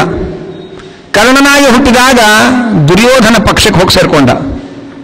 ಹಿಂದೆ ವಾಲಿಯಾಗಿ ಅವತಾರ ಮಾಡಿದ್ದ ಇಂದ್ರ ಅರ್ಜುನನಾಗಿ ಮಹಾಭಾರತದಲ್ಲಿ ಅವತಾರ ಮಾಡಿದ. ಅರ್ಜುನ ಭೀಮಸೇನನ ಪಕ್ಷದಲ್ಲಿದ್ದ. ಅದಕ್ಕೆ ಕೃಷ್ಣ ಅರ್ಜುನನನ್ನು ರಕ್ಷಣೆ ಮಾಡಿದ, ಕರ್ಣನನ್ನು ಕೈ ಬಿಟ್ಟ. ಅವತ್ತು ಸುಗ್ರೀವ ವಾಲಿಯನ್ನು ಕೊಲಿಸಿದ. ಇವತ್ತು ಆ ವಾಲಿ ಪಕ್ಷದಲ್ಲಿ ನಿಂತುಕೊಂಡು ಸುಗ್ರೀವನನ್ನು ಕೊಲಿಸಿದ. ಅವತ್ತು ಸೂರ್ಯನಾದ ಸುಗ್ರೀವನನ್ನ ರಕ್ಷಣೆ ಮಾಡಿ ಅವನ ಪಕ್ಷದಲ್ಲಿ ನಿಂತು ಆ ವಾಲಿಯನ್ನು ಸಂಹಾರ ಮಾಡಿದ. ಇಂದ್ರನ ಅವತಾರನಾದ ವಾಲಿಯನ್ನು ಸಂಹಾರ ಮಾಡಿದ. ಆದರೆ ಮುಂದಿನ ಜನ್ಮದಲ್ಲಿ ಸುಗ್ರೀವ ಕರ್ಣನಾಗಿ ದುರ್ಯೋಧನನ ಪಕ್ಷಕ್ಕೆ ಹೊರಟೋದ. ವಾಲಿ ಅರ್ಜುನನಾಗಿ ಹುಟ್ಟಿ ಕೃಷ್ಣನ ಪಕ್ಷಕ್ಕೆ ಬಂದ, ಭೀಮಸೇನನ ಪಕ್ಷಕ್ಕೆ ಬಂದ. ಭೀಮಸೇನನ ಪಕ್ಷದಲ್ಲಿ ಇದ್ದಾನೆ ಅನ್ನೋದರಿಂದಲೇ ಕೃಷ್ಣ ಅರ್ಜುನನನ್ನು ರಕ್ಷಣೆ ಮಾಡಿದ. ಅದೇ ಅರ್ಜುನನ ಕೈಯಲ್ಲಿ ಕರ್ಣನನ್ನು ಕೊಲಿಸಿದ.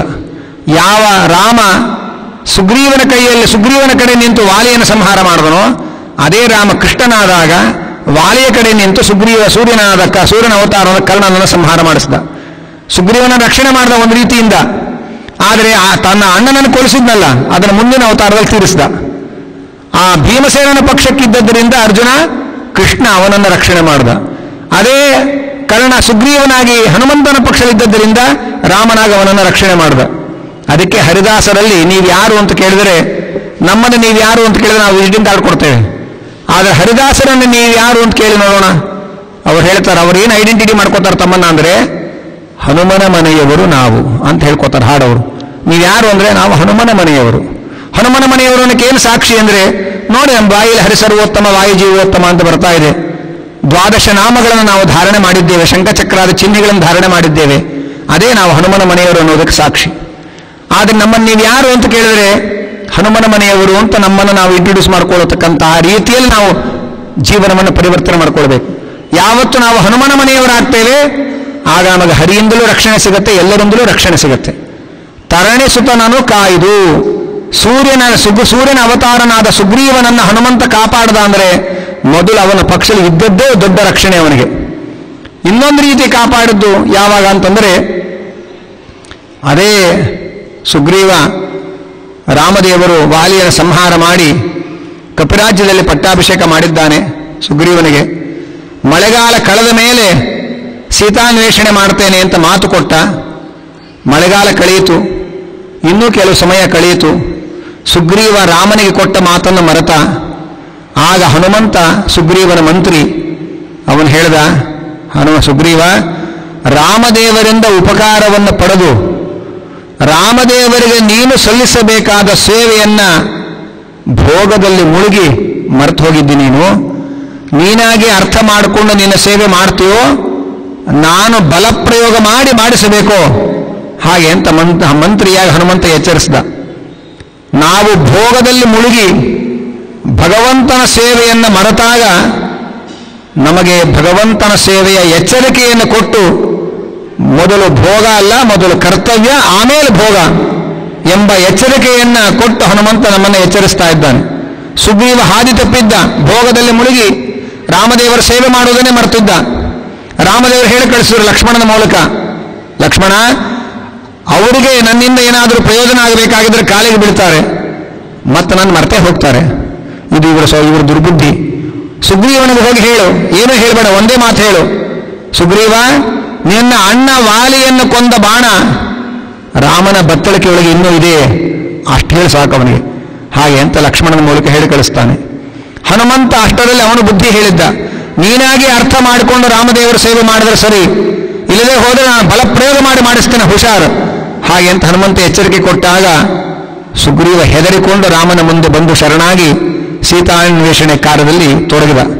ಇದು ತರಣಿ ಸುತನನು ಕಾಯ್ದು. ಅವನು ಕರ್ತವ್ಯ ವಿಮುಖನಾಗಿ ಭೋಗದಲ್ಲಿ ಮುಳುಗಿದ್ದಾಗ ಅವನಿಗೆ ಕರ್ತವ್ಯದ ಜಾಗೃತಿಯನ್ನು ಉಂಟು ಮಾಡಿ ರಾಮದೇವರ ಸೇವೆಯಲ್ಲಿ ತೊಡಗಿಸಿದನಲ್ಲ, ಇದೇ ಸುಗ್ರೀವನನ್ನ ಹನುಮಂತ ಕಾಪಾಡಿದ್ದು. ಅಂದರೆ ನಾವು ಈ ಎರಡು ರಕ್ಷಣೆಯನ್ನು ಕೇಳಬೇಕು. ಹನುಮಂತ, ನಮ್ಮನ್ನ ನಿನ್ನ ಪಕ್ಷದಲ್ಲಿ ಸೇರಿಸ್ಕೊ. ಒಂದು, ನಾವು ಎಲ್ಲಾದರೂ ಭೋಗದಲ್ಲಿ ಮುಳುಗಿ ದೇವರ ಸೇವೆ ಮರೆತು ಕೂತಿದ್ರೆ, ಹರಕೆ ಹೊತ್ಕೊಂಡು ಕೆಲಸ ಆದ್ಮೇಲೆ ಮರೆತು ಹೋಗ್ತೀವಿ ನಾವು. ಹಾಗೇನಾದ್ರು ಮರೆತಿದ್ರೆ ನಮಗೆ ಶಿಕ್ಷೆ ಕೊಟ್ಟಾದ್ರೂ ನಮಗೆ ಎಚ್ಚರಿಕೆ ಕೊಟ್ಟು ನಮ್ಮನ್ನ ನಮ್ಮ ಸೇವೆ ಕಡೆ ತೊಡಗಿಸು, ಪ್ರೇರಣೆ ಮಾಡು ಅಂತ ಇದೆರಡನ್ನ ನಾವು ಹನುಮಂತನಲ್ಲಿ ಕೇಳ್ಕೊಳ್ಬೇಕು. ನಾವು ಭೋಗದಲ್ಲಿ ಮುಳುಗಿ ದೇವರ ಸೇವೆ ಮಾಡ್ತಾರೆ, ನಮಗೆ ಎಚ್ಚರಿಕೆ ಹೇಳಿ ನಮಗೆ ನಮ್ಮಿಂದ ದೇವರ ಸೇವೆ ಮಾಡಿಸು, ನಮ್ಮನ್ನ ನಿನ್ನ ಪಕ್ಷಕ್ಕೆ ಸೇರಿಸ್ಕೊ. ಹಾಗೆ ಅಂತ ನಾವು ಪ್ರಾಣದೇವರಲ್ಲಿ ಹನುಮಂತನಲ್ಲಿ ಪ್ರಾರ್ಥನೆ ಮಾಡ್ಕೊಳ್ಬೇಕು. ಇದು ತರಣಿಸುತನನು ಕಾಯ್ದು ಅನ್ನುವ ಮಾತಿನಲ್ಲಿ ಆ ಮಹಾಭಾರತ, ತಾತ್ಪರ್ಯ ನಿರ್ಣಯ, ರಾಮಾಯಣ ಎಲ್ಲದರ ಅಭಿಪ್ರಾಯವನ್ನು ಕೂಡ ಬಹಳ ಸುಂದರವಾಗಿ ತಿಳಿಸಿದ್ದಾರೆ. ಶರಧಿಯನ್ನು ನೆರೆದಾಟಿ ಸಮುದ್ರವನ್ನ ಹಾರಿ ಹನುಮಂತ ಹೋಗಿದ್ದಾನೆ. ಆ ಸಮುದ್ರ ಹಾರುವುದರಲ್ಲೂ ಕೂಡ ಎಲ್ಲ ದೇವತೆಗಳು ಕೂಡ ಅಸಮರ್ಥರಾಗಿದ್ದೇವೆ ಅಂತ ಅವರವರ ಸಾಮರ್ಥ್ಯದ ಇತಿಮಿತಿಯನ್ನ ನಿರೂಪಣೆ ಮಾಡಿಕೊಂಡಾಗ ಹನುಮಂತನೊಬ್ಬನೇ ಆ 100 ಯೋಜನ ಸಮುದ್ರವನ್ನು ಅನಾಯಾಸವಾಗಿ ಹಾರಿ ದಾರಿಯಲ್ಲಿ ಬಂದ ವಿಘ್ನಗಳನ್ನೆಲ್ಲ ನಿವಾರಣೆ ಮಾಡಿಕೊಂಡು ರಾಮನ ಸಂದೇಶವನ್ನ ಸೀತೆಗೆ ತಲುಪಿಸಿ ಲಂಕೆಯನ್ನ ಸುಟ್ಟು ಹಿಂತಿರುಗಿ ಬಂದಿದ್ದಾನೆ. ಅದನ್ನೇ ಶ್ರೀಪಾದರಾದರು ಬಹಳ ಸರಳವಾಗಿ ಹೇಳಿ ಈ ಒಂದು ಶ್ಲೋಕ ಪಾರಾಯಣ ಮಾಡಿಬಿಟ್ರೆ ಸುಂದರಕಾಂಡ ಪೂರ್ತಿ ಬಂದ್ಬಿಡ್ತು ನಮಗೆ. ಎಲ್ಲಿ ನಿಂತಲ್ಲಿ ಕೂತಲ್ಲಿ ಸುಂದರಕಾಂಡ ಪಾರಾಯಣ ಆಗೋಗುತ್ತೆ. ತರಣಿ ಸುತನನು ಕಾಯ್ದು ಶರಧಿಯನ್ನು ನೆರೆದಾಟಿ ಧರಣಿ ಸುತೆಯೊಳ ಕಂಡು ಧನುಜರೊಡನೆ ಭರದಿ ರಣವನೆ ಮಾಡಿ ಗೆಲಿದು ದಿವ್ಯಾಸ್ತ್ರಗಳ ಉರುಹಿ ಲಂಕೆಯ ಬಂದಾನು ಹನುಮಂತನೋ. ಉರುಹಿ ಅಂದ್ರೆ ಸುಟ್ಟು ಅವರ ಎಲ್ಲ ಅಸುರರು ತನ್ನನ್ನು ಏನು ಹಿಡಿಬೇಕು ಅಂತೆಲ್ಲ ಅಸ್ತ್ರಗಳನ್ನು ಪ್ರಯೋಗ ಮಾಡಿದ್ರು, ಅದನ್ನೆಲ್ಲ ಪುಡಿ ಮಾಡಿ ಲಂಕೆಯನ್ನು ಸುಟ್ಟು ಹಿಂತಿರುಗಿ ಬಂದಿದ್ದಾನೆ ಅನ್ನುವುದನ್ನು ತಿಳಿಸ್ತಾ ಇದ್ದಾರೆ. ಅಲ್ಲಿನ ಮುಂದೆ ಇಲ್ಲೊಂದು ಸೂಕ್ಷ್ಮ ಇದೆ. ಎಂತಂದರೆ ರಾಮದೇವರು ಹನುಮಂತನನ್ನು ಕಳುಹಿಸುವಾಗ ಚೂಡಾಮಣಿಯನ್ನು ಕೊಟ್ಟು ಕಳಿಸಿದ್ದಾನೆ, ಉಂಗುರವನ್ನು ಕೊಟ್ಟು ಕಳಿಸಿದ್ದಾನೆ. ಸೀತಾದೇವಿ ಹನುಮಂತನ ಕೈ ಚೂಡಾಮಣಿ ಕೊಟ್ಟು ಕಳಿಸಿದ್ಲು. ಅದ್ಯಾಕೆ ಒಂದು ಲೆಟರ್ ಬರೆದು ಕಳಿಸ್ಬೋದಿತ್ತಲ್ಲ ರಾಮದೇವರು. ಒಂದು ಪತ್ರ ಬರೆದು ಮೈ ಡಿಯರ್ ಸೀತಾ ಅಂತ ಈಗ ಇವತ್ತಿನ ಭಾಷೆ ಒಳಗೆ ಒಂದು ಪತ್ರ ಬರೆದು ತೊಗೊಂಡು ಕೊಡಪ್ಪ ನನ್ನ ಹೆಂಡತಿಗೆ ಅಂತ ಹೇಳ್ಬೋದಿತ್ತು. ರಾಮದೇವರು ಕೂಡ ಒಂದು ಪತ್ರ, ಸೀತೆ ಕೂಡ ಒಂದು ಪತ್ರ ಬರೆದು ರಾಮದೇವರು ಕೊಡ್ಬೋದಿತ್ತು. ಈ ಆಭರಣಗಳನ್ನು ಯಾಕೆ ವಿನಿಮಯ ಮಾಡಿಕೊಂಡ್ರು ಅವರು? ಅದರಲ್ಲಿ ಬಹಳ ಸೂಕ್ಷ್ಮ ಇದೆ. ಗಂಡ ಹೆಂಡತಿಯರು ಒಳ್ಳೆ ಪಳಗಿದ ಗಂಡ ಹೆಂಡತಿಯರಾದರೆ ಮಾತೇ ಆಡದೆ ತಮ್ಮ ಹೃದಯಗಳಲ್ಲೇ ಭಾವನೆಗಳನ್ನು ವಿನಿಮಯ ಮಾಡ್ಕೊಂಡ್ಬಿಡ್ತಾರೆ. ಸೂಕ್ಷ್ಮ ಜ್ಞಾನ ಇಲ್ಲದೇ ಇದ್ದವರು ಎಲ್ಲರಿಗೂ ಮಾತಾಡಿ ಅಪಮಾನ ಗುರಿಯಾಗ್ತಾರೆ. ತುಂಬ ಸೂಕ್ಷ್ಮ ಪ್ರಜ್ಞೆ ಇರುವಂಥ ದಂಪತಿಗಳು ಅವ್ರ ಕಣ್ಣಲ್ಲಿ ನೋಡಿದ್ರೆ ಸಾಕು, ಇವ್ರು ಕಾಪಿ ಕೊಡಬೇಕೋ ಬಿಡಬೇಕೋ ಎರಡು ಅರ್ಥ ಆಗ್ಬಿಡುತ್ತೆ ಹೆಂಡತಿಗೆ, ಅಷ್ಟು ಸೂಕ್ಷ್ಮ ಇರ್ತಾರೆ. ಮನೆಗೆ ಅತಿಥಿಗಳು ಬಂದಾಗ ಒಮ್ಮೆ ಸುಮ್ಮನೆ ಹೀಗೆ ತಿರುಗಿ ನೋಡಿದ್ರೆ ಇವ್ರನ್ನ ಹೀಗೆ ಕಳಿಸ್ಬೇಕೋ ಅಥವಾ ಕಾಪಿ ಮಾಡಬೇಕೋ ಎಲ್ಲ ಅಭಿಪ್ರಾಯವೂ ಬಂದ್ಬಿಟ್ಟಿರುತ್ತೆ ಅವ್ರಿಗೆ. ಅಷ್ಟು ಸೂಕ್ಷ್ಮ ಜ್ಞಾನ ಇರುತ್ತೆ ದಂಪತಿಗಳ ಕೆಲವರಿಗೆ. ರಾಮದೇವರು ಇಲ್ಲಿದ್ದಾರೆ, ಸುಗ್ರೀವನ ರಾಜ್ಯದಲ್ಲಿದ್ದಾರೆ. ಸೀತೆ ರಾವಣನ ಅಶೋಕವನದಲ್ಲಿದ್ದಾಳೆ. ಪತ್ರ ಬರೆದು ಕಳಿಸಲಿಲ್ಲ, ಉಂಗುರ ಮತ್ತು ಚೂಡಾಮಣಿಯನ್ನು ವಿನಿಮಯ ಮಾಡಿಕೊಂಡ್ರು. ಶತ್ರುವಿನ ಸೆರೆಮನೆಯಲ್ಲಿರುವ ಸೀತೆಗೆ ರಾಮದೇವರು ತನ್ನ ಅಭಯ ಹಸ್ತದ ಉಂಗುರವನ್ನು ಕೊಡುವ ಮೂಲಕ ಅಭಯದ ಸಂದೇಶವನ್ನು ಕೊಟ್ಟಿದ್ದಾರೆ. ಯಾರಾದರೂ ರೌಡಿಗಳು ಕಿಡ್ನಾಪ್ ಮಾಡಿ ನಿಮ್ಮ ಹೆಂಡತಿಯನ್ನು ಕರ್ಕೊಂಡೋದ್ರೆ ಏನು ಹೇಳ್ತೀರಿ? ಹೆದರ್ಕೋಬೇಡ, ನಾ ಬರ್ತೀನಿ ಮೊದಲು ಅಂತೀರಿ. ಹೆದರ್ಕೋಬೇಡ ಅಂತ ಮೊದಲು ಹೇಳೋದು ನೀವು. ಹಾಗೆ ಅಭಯ ಹಸ್ತದ ಉಂಗುರವನ್ನು ಕೊಡುವ ಮೂಲಕ ಭಯಪಡಬೇಡ, ನಾನು ಬರ್ತೇನೆ ಅನ್ನುವಂತಹ ಅಭಯದ ಸಂದೇಶವನ್ನ ರಾಮದೇವರು ಕಳಿಸಿದರೆ, ತನ್ನ ಶಿರಸ್ಸಿನ ಆಭರಣವಾದ ಚೂಡಾಮಣಿಯನ್ನು ಕಳುಹಿಸಿ ನನ್ನ ಶಿರಸ್ಸು ನಿಮ್ಮ ಪಾದದಲ್ಲಿದೆ ಅಂತ ವಿನಯದ ಸಂದೇಶವನ್ನ ಸೀತೆ ಕಳುಹಿಸ್ತಾ ಇದ್ದಾಳೆ. ನಾನು ನಿಮ್ಮ ಅಡಿದಾವರೆಗಳಿಗೆ ತಲೆಬಾಗಿ ನಮಸ್ಕಾರ ಮಾಡ್ತೇನೆ ಎಂಬುದಾಗಿ ತನ್ನ ನಮಸ್ಕಾರದ ಸಂಕೇತವಾಗಿ ತಲೆಯ ಆಭರಣವಾದ ಚೂಡಾಮಣಿಯನ್ನ ಸೀತಾದೇವಿ ಕೊಟ್ಟು ಕಳಿಸಿದ್ದಾಳೆ. ರಾಮದೇವರು ಅಭಯದ ಸಂದೇಶವಾಗಿ ಉಂಗುರವನ್ನು ಕೊಟ್ಟು ಕಳಿಸಿದ್ದಾಳೆ. ಈ ಉಂಗುರ ಬಂತು ನೋಡಿ, ಬಹಳ ಸೂಕ್ಷ್ಮ ಇದು. ಇವತ್ತಿನ ರಾಜಕೀಯ ಜೀವನದಲ್ಲಿ ನಾವೇನು ಪ್ರತಿನಿತ್ಯ ಪೇಪರ್ ನೋಡ್ತೇವೆ, ಅದಕ್ಕೆಲ್ಲದಕ್ಕೂ ಬಹಳ ಮಹತ್ವದ ಎಚ್ಚರಿಕೆಯ ಸಂದೇಶವನ್ನು ಕೊಡ್ತಕ್ಕಂಥದ್ದು. ಬಂಗಾರದ ಜಿಂಕೆಯನ್ನು ಬಯಸಿ ಸೀತೆ ಬಂಧನಕ್ಕೊಳಗಾದ್ಲು ಅನ್ನೋದು ಕಥೆ. ಸೀತೆ ಸಾಕ್ಷಾತ್ ಮಹಾಲಕ್ಷ್ಮಿ, ಅವಳಿಗೆ ಬಂಗಾರದ ಆಸೆ ಇಲ್ಲ. ಬಂಗಾರದ ನೆಪದಲ್ಲಿ ಮಾರೀಚನ ಸಂಹಾರ, ರಾವಣನಿಂದ ಸೀತಾಪಹಾರ, ಮುಂದಿನ ಕಥೆ ನಡಿಬೇಕು, ಅದಕ್ಕೊಂದು ನಾಟಕ ಆಡಿದ್ರು ಅಂತ ಅನ್ನೋದು ಒಳಗೆ. ಹೊರಗೆ ನೋಡಿದಾಗ ಬಂಗಾರದ ಜಿಂಕೆ ಮಾಯಾಮೃಗ ಅದು. ಆ ದೊಡ್ಡ ಗಾತ್ರದ ಬಂಗಾರದ ಜಿಂಕೆಯನ್ನು ಬಯಸಿದ್ದಕ್ಕೆ ಇನ್ನು ಪಡೀಲಿಲ್ಲ, ಅವಳು ಬಯಸಿದ್ದಷ್ಟೇ. ಆ ಬಂಗಾರದ ಜಿಂಕೆಯನ್ನು ಬಯಸಿದ್ದರಿಂದ ಸೀತೆ ಬಂಧನಕ್ಕೊಳಗಾಗಿದ್ದಾಳೆ. ಈಗ ರಾಮದೇವರ ಕೈಯಿಂದ ಚಿಕ್ಕ ಉಂಗುರ ಬಂತು, ಸೀತೆ ಬಿಡುಗಡೆ ಆಗ್ತಾಳೆ. ಮುಂದೆ ನಮ್ಮ ಸಂಪತ್ತು, ನಾವು ಗಳಿಸುವ ಸಂಪತ್ತು ಆಸುರಿ ಸಂಪತ್ತಾದರೆ ನಾವು ಅಗ್ರಹಾರದಲ್ಲಿ ಬಂಧನಕ್ಕೊಳಗಾಗ್ತೇವೆ, ಪರಪ್ಪನ ಅಗ್ರಹಾರದಲ್ಲಿ. ನಾವು ಗಳಿಸುವ ಸಂಪತ್ತು ದೈವಿ ಸಂಪತ್ತಾದರೆ ನಮಗೆ ಬಿಡುಗಡೆಯಾಗತ್ತೆ. ಇದೇ ಇಲ್ಲಿರುವಂತಹ ಸೂಕ್ಷ್ಮ. ಬಂಗಾರದ ಜಿಂಕೆ ಅಂದರೆ ಬಹಳ ದೊಡ್ಡ ಬಂಗಾರ, ಅದು ಗಾತ್ರ ದೊಡ್ಡದು, ಆದರೆ ಅದಕ್ಕೆ ಪಾತ್ರ ಇಲ್ಲ. ಯಾಕೆಂದ್ರೆ ಅದು ಅಸುರ. ಹೀಗೆ ಅಪಾತ್ರವಾದ ದೊಡ್ಡ ಗಾತ್ರದ ಸಂಪತ್ತನ್ನು ಬಯಸಿ ಬಂಧನಕ್ಕೊಳಗಾದ್ಲು. ರಾಮನ ಉಂಗುರ ಗಾತ್ರ ಚಿಕ್ಕದು, ಆದರೆ ಪಾತ್ರ ದೊಡ್ಡದು. ರಾಮನ ಉಂಗುರ ಅದು ದೈವಿ ಸಂಪತ್ತದು. ಆ ದೈವಿ ಸಂಪತ್ತು ಬಂದದ್ದು ಸೀತೆಗೆ ನೆಮ್ಮದಿ ಬಂತು, ಅಸುರ ಸಂಹಾರ ಆಯಿತು, ಮುಂದೆ ಅಶೋಕವನದ ಬಂಧನದಿಂದ ಬಿಡುಗಡೆಯೇ ಆಯಿತು. ಈ ಕಥೆ ನಮ್ಮೆಲ್ಲರ ದಿನನಿತ್ಯದ ಜೀವನಕ್ಕೆ ಬಹಳ ಮಾರ್ಮಿಕವಾದ ಕಥೆ. ಕೆಲವು ಮಕ್ಕಳು ಕೇಳ್ತಾ ಇರ್ತಾರೆ, ಅನೇಕ ದಿನ ನಾವು ಮಾತಾಡ್ಕೊಳ್ತಾ ಇರ್ತೇವೆ. ನಾವು ನ್ಯಾಯ ಧರ್ಮ ಅಂತ ಅನ್ಕೊಂಡು ಎಲ್ಲೋ ಒಂದು ಕೆಲಸದಲ್ಲಿ ಇದ್ಕೊಂಡು ಸಂಪಾದನೆ ಮಾಡ್ತಾ ಕೂತ್ರೆ ನಮ್ಗೇನ್ರಿ ಮನೆ ಕಟ್ಟಕ್ಕಾಗತ್ತೆ? ಅದಕ್ಕೋಸ್ಕರ ನಾವು ಮಂಚದ ಕೆಳಗೆ ಇದ್ರ ಕೆಳಗಡೆ ಟೇಬಲ್ ಕೆಳಗೆ ಕೈ ಹಿಡಿದು ಬೇರೆ ಬೇರೆ ಮೂಲದಿಂದ ಹಣವನ್ನು ನಾವು ಸಂಪಾದನೆ ಮಾಡಬೇಕು. ಹಾಗಿದ್ರೆ ನಾವು ಸ್ವಂತ ಮನೆ ಕಟ್ಟಬಹುದು, ಏನಾರು ಒಂದು ಬಂಗಲೆ ಕಟ್ಕೋಬಹುದು, ಏನಾರು ಸುಖ ಅನುಭವಿಸಬಹುದು ಅಂತ ಹೇಳಿ ಭ್ರಷ್ಟಾಚಾರಗಳನ್ನು ಮಾಡಿ ಹಣವನ್ನು ಗಳಿಸ್ತಾ ಇರ್ತೇವೆ ನೋಡಿ. ಭ್ರಷ್ಟಾಚಾರದ ಮೂಲಕ ಹಣವನ್ನು ಗಳಿಸಿದವರು ಒಂದು ದಿವಸವೂ ನೆಮ್ಮದಿಯಾಗಿ ನಿದ್ರೆ ಮಾಡಕ್ಕೆ ಸಾಧ್ಯವಿಲ್ಲ. ಅದೆಲ್ಲ ಆಸುರಿ ಸಂಪತ್ತು, ಅನ್ಯಾಯದ ಮೂಲಕ ಬಂದ ಸಂಪತ್ತು. ಅನ್ಯಾಯದ ಮೂಲಕ ಸಂಪತ್ತು ಬಂತು ಅಂತಾದರೆ ಅದು ನಮ್ಮ ನಿದ್ದೆ ಕೆಡಿಸುತ್ತೆ, ಆರೋಗ್ಯ ಕೆಡಿಸುತ್ತೆ, ನಮ್ಮ ಜೀವನವನ್ನೇ ಮುಕ್ತಾಯ ಮಾಡಿಬಿಡುತ್ತೆ. ಹಾಗಾಗಿ ಯಾರ್ಯಾರು ಭ್ರಷ್ಟಾಚಾರದ ಮೂಲಕ ಸಂಪತ್ತನ್ನು ಆಸೆ ಪಡ್ತಾರೆ ಅವರೆಲ್ಲ ಮಾಯಾಮೃಗವನ್ನು ಬಯಸ್ತಾ ಇದ್ದಾರೆ ಅಂತ ಅರ್ಥ. ಅದರ ಫಲ ಏನೋ ಬಂಧನ. ಆದರೆ ಯಾರು ಪ್ರಾಮಾಣಿಕವಾಗಿ ದುಡಿದು ಏನು ಸಂಪಾದಿಸ್ತಾರೆ ಅದು ಕಡಿಮೆ ಅಮೌಂಟ್ ಇರ್ಬೋದು, ಉಂಗುರ ಚಿಕ್ಕದೆ, ಆದರೆ ಗಾತ್ರ ಚಿಕ್ಕದಾದರೆ ಪಾತ್ರ ದೊಡ್ಡದು.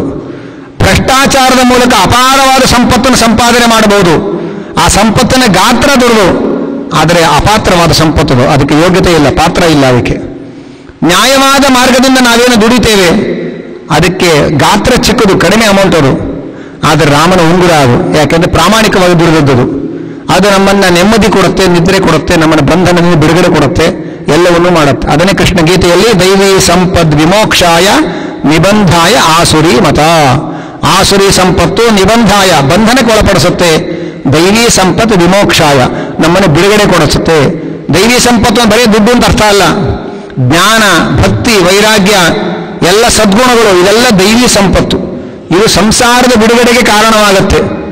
ದುರ್ಗುಣಗಳು ಏನಿದೆ ಅದು ಆಸುರಿ ಸಂಪತ್ತು, ಅದು ಬಂಧನಕ್ಕೆ ಒಳಪಡಿಸುತ್ತೆ ಅನ್ನೋದು ಕೃಷ್ಣನ ಮಾತಿನ ಮರ್ಮ. ಅದನ್ನು ಉದಾಹರಣೆಯಾಗಿ ನೋಡಬೇಕು ಅಂತಾದರೆ ಈ ಕಥಾ ಸಂದರ್ಭವನ್ನು ನಾವಿಲ್ಲಿ ಗಮನಿಸಬೇಕು.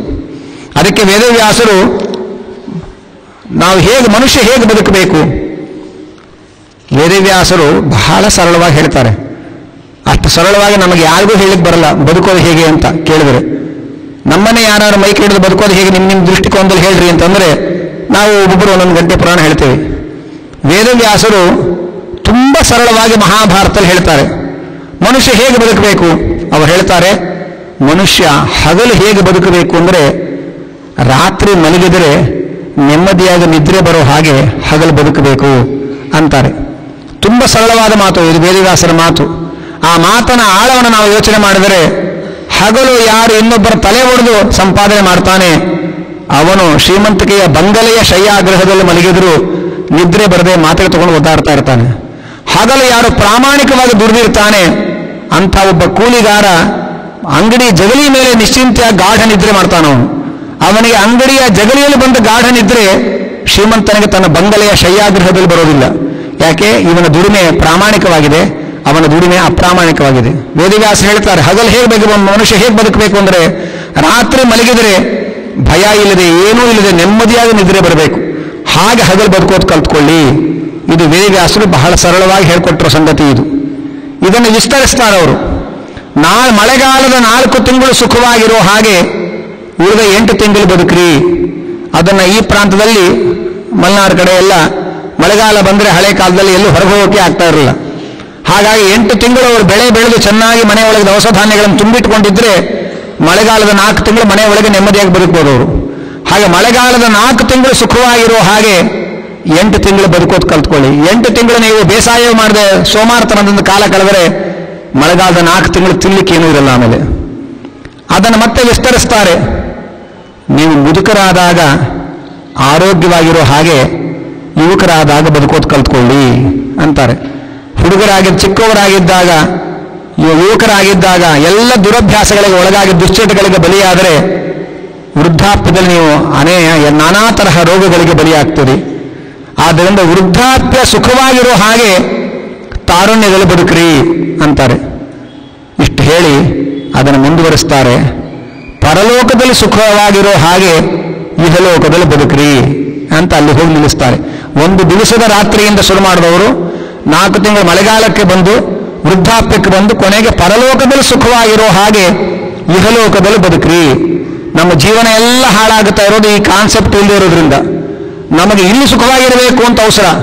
ಋಷಿಮುನಿಗಳು ಯಾರು ಇಲ್ಲಿ ಸುಖವಾಗಿರಲಿಲ್ಲ, ಎಲ್ಲ ಕಷ್ಟಪಟ್ಟು ಕಾಡಿಗೆ ಹೋಗಿ ತಪಸ್ಸು ಮಾಡಿದ್ರು. ಯಾಕೆಂದ್ರೆ ಅವರ ಪ್ರಯತ್ನ ಅಲ್ಲಿ ಸುಖವಾಗಿರಬೇಕು ಅಂತ ಇಲ್ಲಿ ಕಷ್ಟಪಟ್ಟರು. ನಾವು ಇಲ್ಲಿ ಸುಖವಾಗಿರಬೇಕು ಅಂತ ಪ್ರಯತ್ನ ಪಟ್ಟು ನರಕಕ್ಕೆ ಹೋಗಿ ಕಷ್ಟಪಡ್ತಾ ಕೂತಿರ್ತೇವೆ. ಆಮೇಲೆ ನಾವು ಇಲ್ಲಿ ಸುಖವಾಗಿರಬೇಕು ಅಂತ ಯಾರ್ಯಾರು ಪ್ರಯತ್ನ ಮಾಡ್ತಾರೆ ಅವರೆಲ್ಲ ಅಲ್ಲಿ ಕಷ್ಟಪಡ್ತಾ ಕೂತಿರ್ತಾರೆ. ನಮ್ಮ ಪ್ರಾಚೀನ ಋಷಿಮುನಿಗಳ ಕಥೆಗಳನ್ನು ತೆಗೆದುಕೊಂಡ್ರೆ ಯಾವುದೇ ಋಷಿಮುನಿಗಳು ಕೂಡ ಮನೆ ಒಳಗೆ ಆರಾಮಾಗಿ ಕೂತ್ಕೊಂಡಿರಲಿಲ್ಲ. ದೈತ್ಯರೇ ಕೂತಿರಲಿಲ್ಲ, ಹೋಗಿ ತಪಸ್ಸು ಮಾಡ್ತಾ ಇದ್ರು. ನಾವು ಅವರಿಗಿಂತ ಕಡೆ ಮನೇಲಿ ಕೂತ್ಕೊಂಡು ಓದಾಡ್ತಾ ಇರ್ತೇವೆ. ಯಾವ ಋಷಿಮುನಿಗಳು ಕೂಡ ಆನಂದವಾಗಿ ಮನೆ ಒಳಗೆ ಕೂತ್ಕೊಂಡು ಫ್ಯಾನ್ ಕೆಳಗೆ ತಿರುಗೋ ಚೇರು ತಿರುಗೋ ತಲೆ ಒಳಗೆ ಕೂತ್ಕೊಳ್ತಾ ಇರಲಿಲ್ಲ.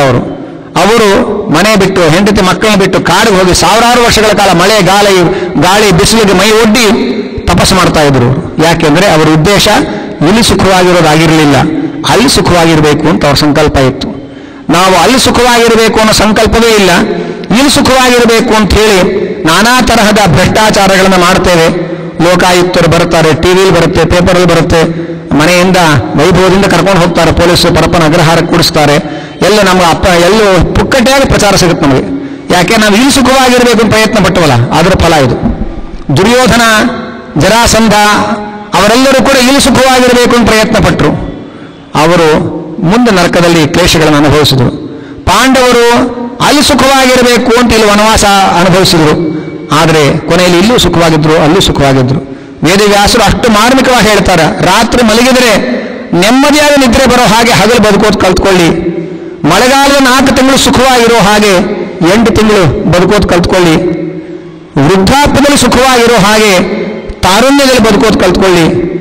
ಪರಲೋಕದಲ್ಲಿ ಸುಖವಾಗಿರೋ ಹಾಗೆ ಇಹಲೋಕದಲ್ಲಿ ಬದುಕೋದು ಕಲ್ತ್ಕೊಳ್ಳಿ. ಈ ವೇದವ್ಯಾಸರ ಜೀವನದ ಮೌಲ್ಯವನ್ನು ನಮ್ಮ ಮಕ್ಕಳ ಶಿಕ್ಷಣದಲ್ಲಿ ಸೇರಿಸಬೇಕಿದನ್ನು. ಆಗ ಮಕ್ಕಳಿಗೆ ಬಾಲ್ಯದಿಂದಲೇ ಒಂದು ಸಂಸ್ಕಾರ, ಜೀವನದ ಗುರಿ ಏನು, ಜೀವನದ ಬೆಲೆ ಏನು ಅನ್ನೋದು ಅರ್ಥ ಆಗುತ್ತೆ. ಇಲ್ಲದೆ ಹೋದರೆ ಮೊಬೈಲಿಗೆ ಸಿಮ್ ಕೊಡಿಸಲಿಲ್ಲ ಅಂತ ಆತ್ಮಹತ್ಯೆ ಮಾಡ್ಕೊಳ್ತಾರೆ, SSLC ಪಾಸ್ ಆಗಲಿಲ್ಲ ಅಂತ ಆತ್ಮಹತ್ಯೆ ಮಾಡ್ಕೊಳ್ತಾರೆ. ಯಾಕೆಂದರೆ ಇವತ್ತಿನ ಶಿಕ್ಷಣದಲ್ಲಿ ಈ ಜೀವನದ ಮೌಲ್ಯಗಳನ್ನು ಕಲಿಸುವಂತಹ ವ್ಯವಸ್ಥೆಯೇ ಇಲ್ಲ. ಅದನ್ನೇನಾದರೂ ಸೇರಿಸಿದರೆ ಕೇಸರೀಕರಣ ಅಂತ ಬೊಬ್ಬೆ ಹಾಕುವಂತಹ ದುರ್ಬುದ್ಧಿ ಜೀವಿಗಳು ಬೇಕಾದಷ್ಟು ಇದ್ದಾರೆ ನಮ್ಮಲ್ಲಿ.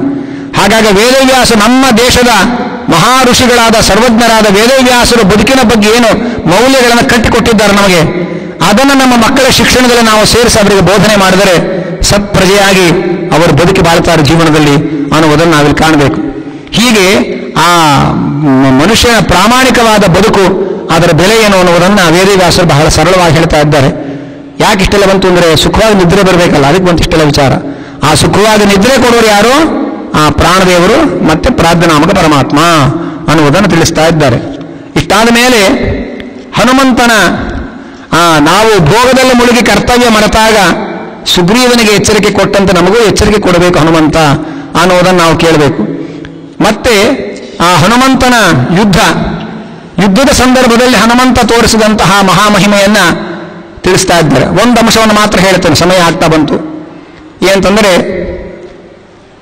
ಅನೇಕ ಅಸುರರನ್ನು ಸಂಹಾರ ಮಾಡಿದ ಹನುಮಂತ.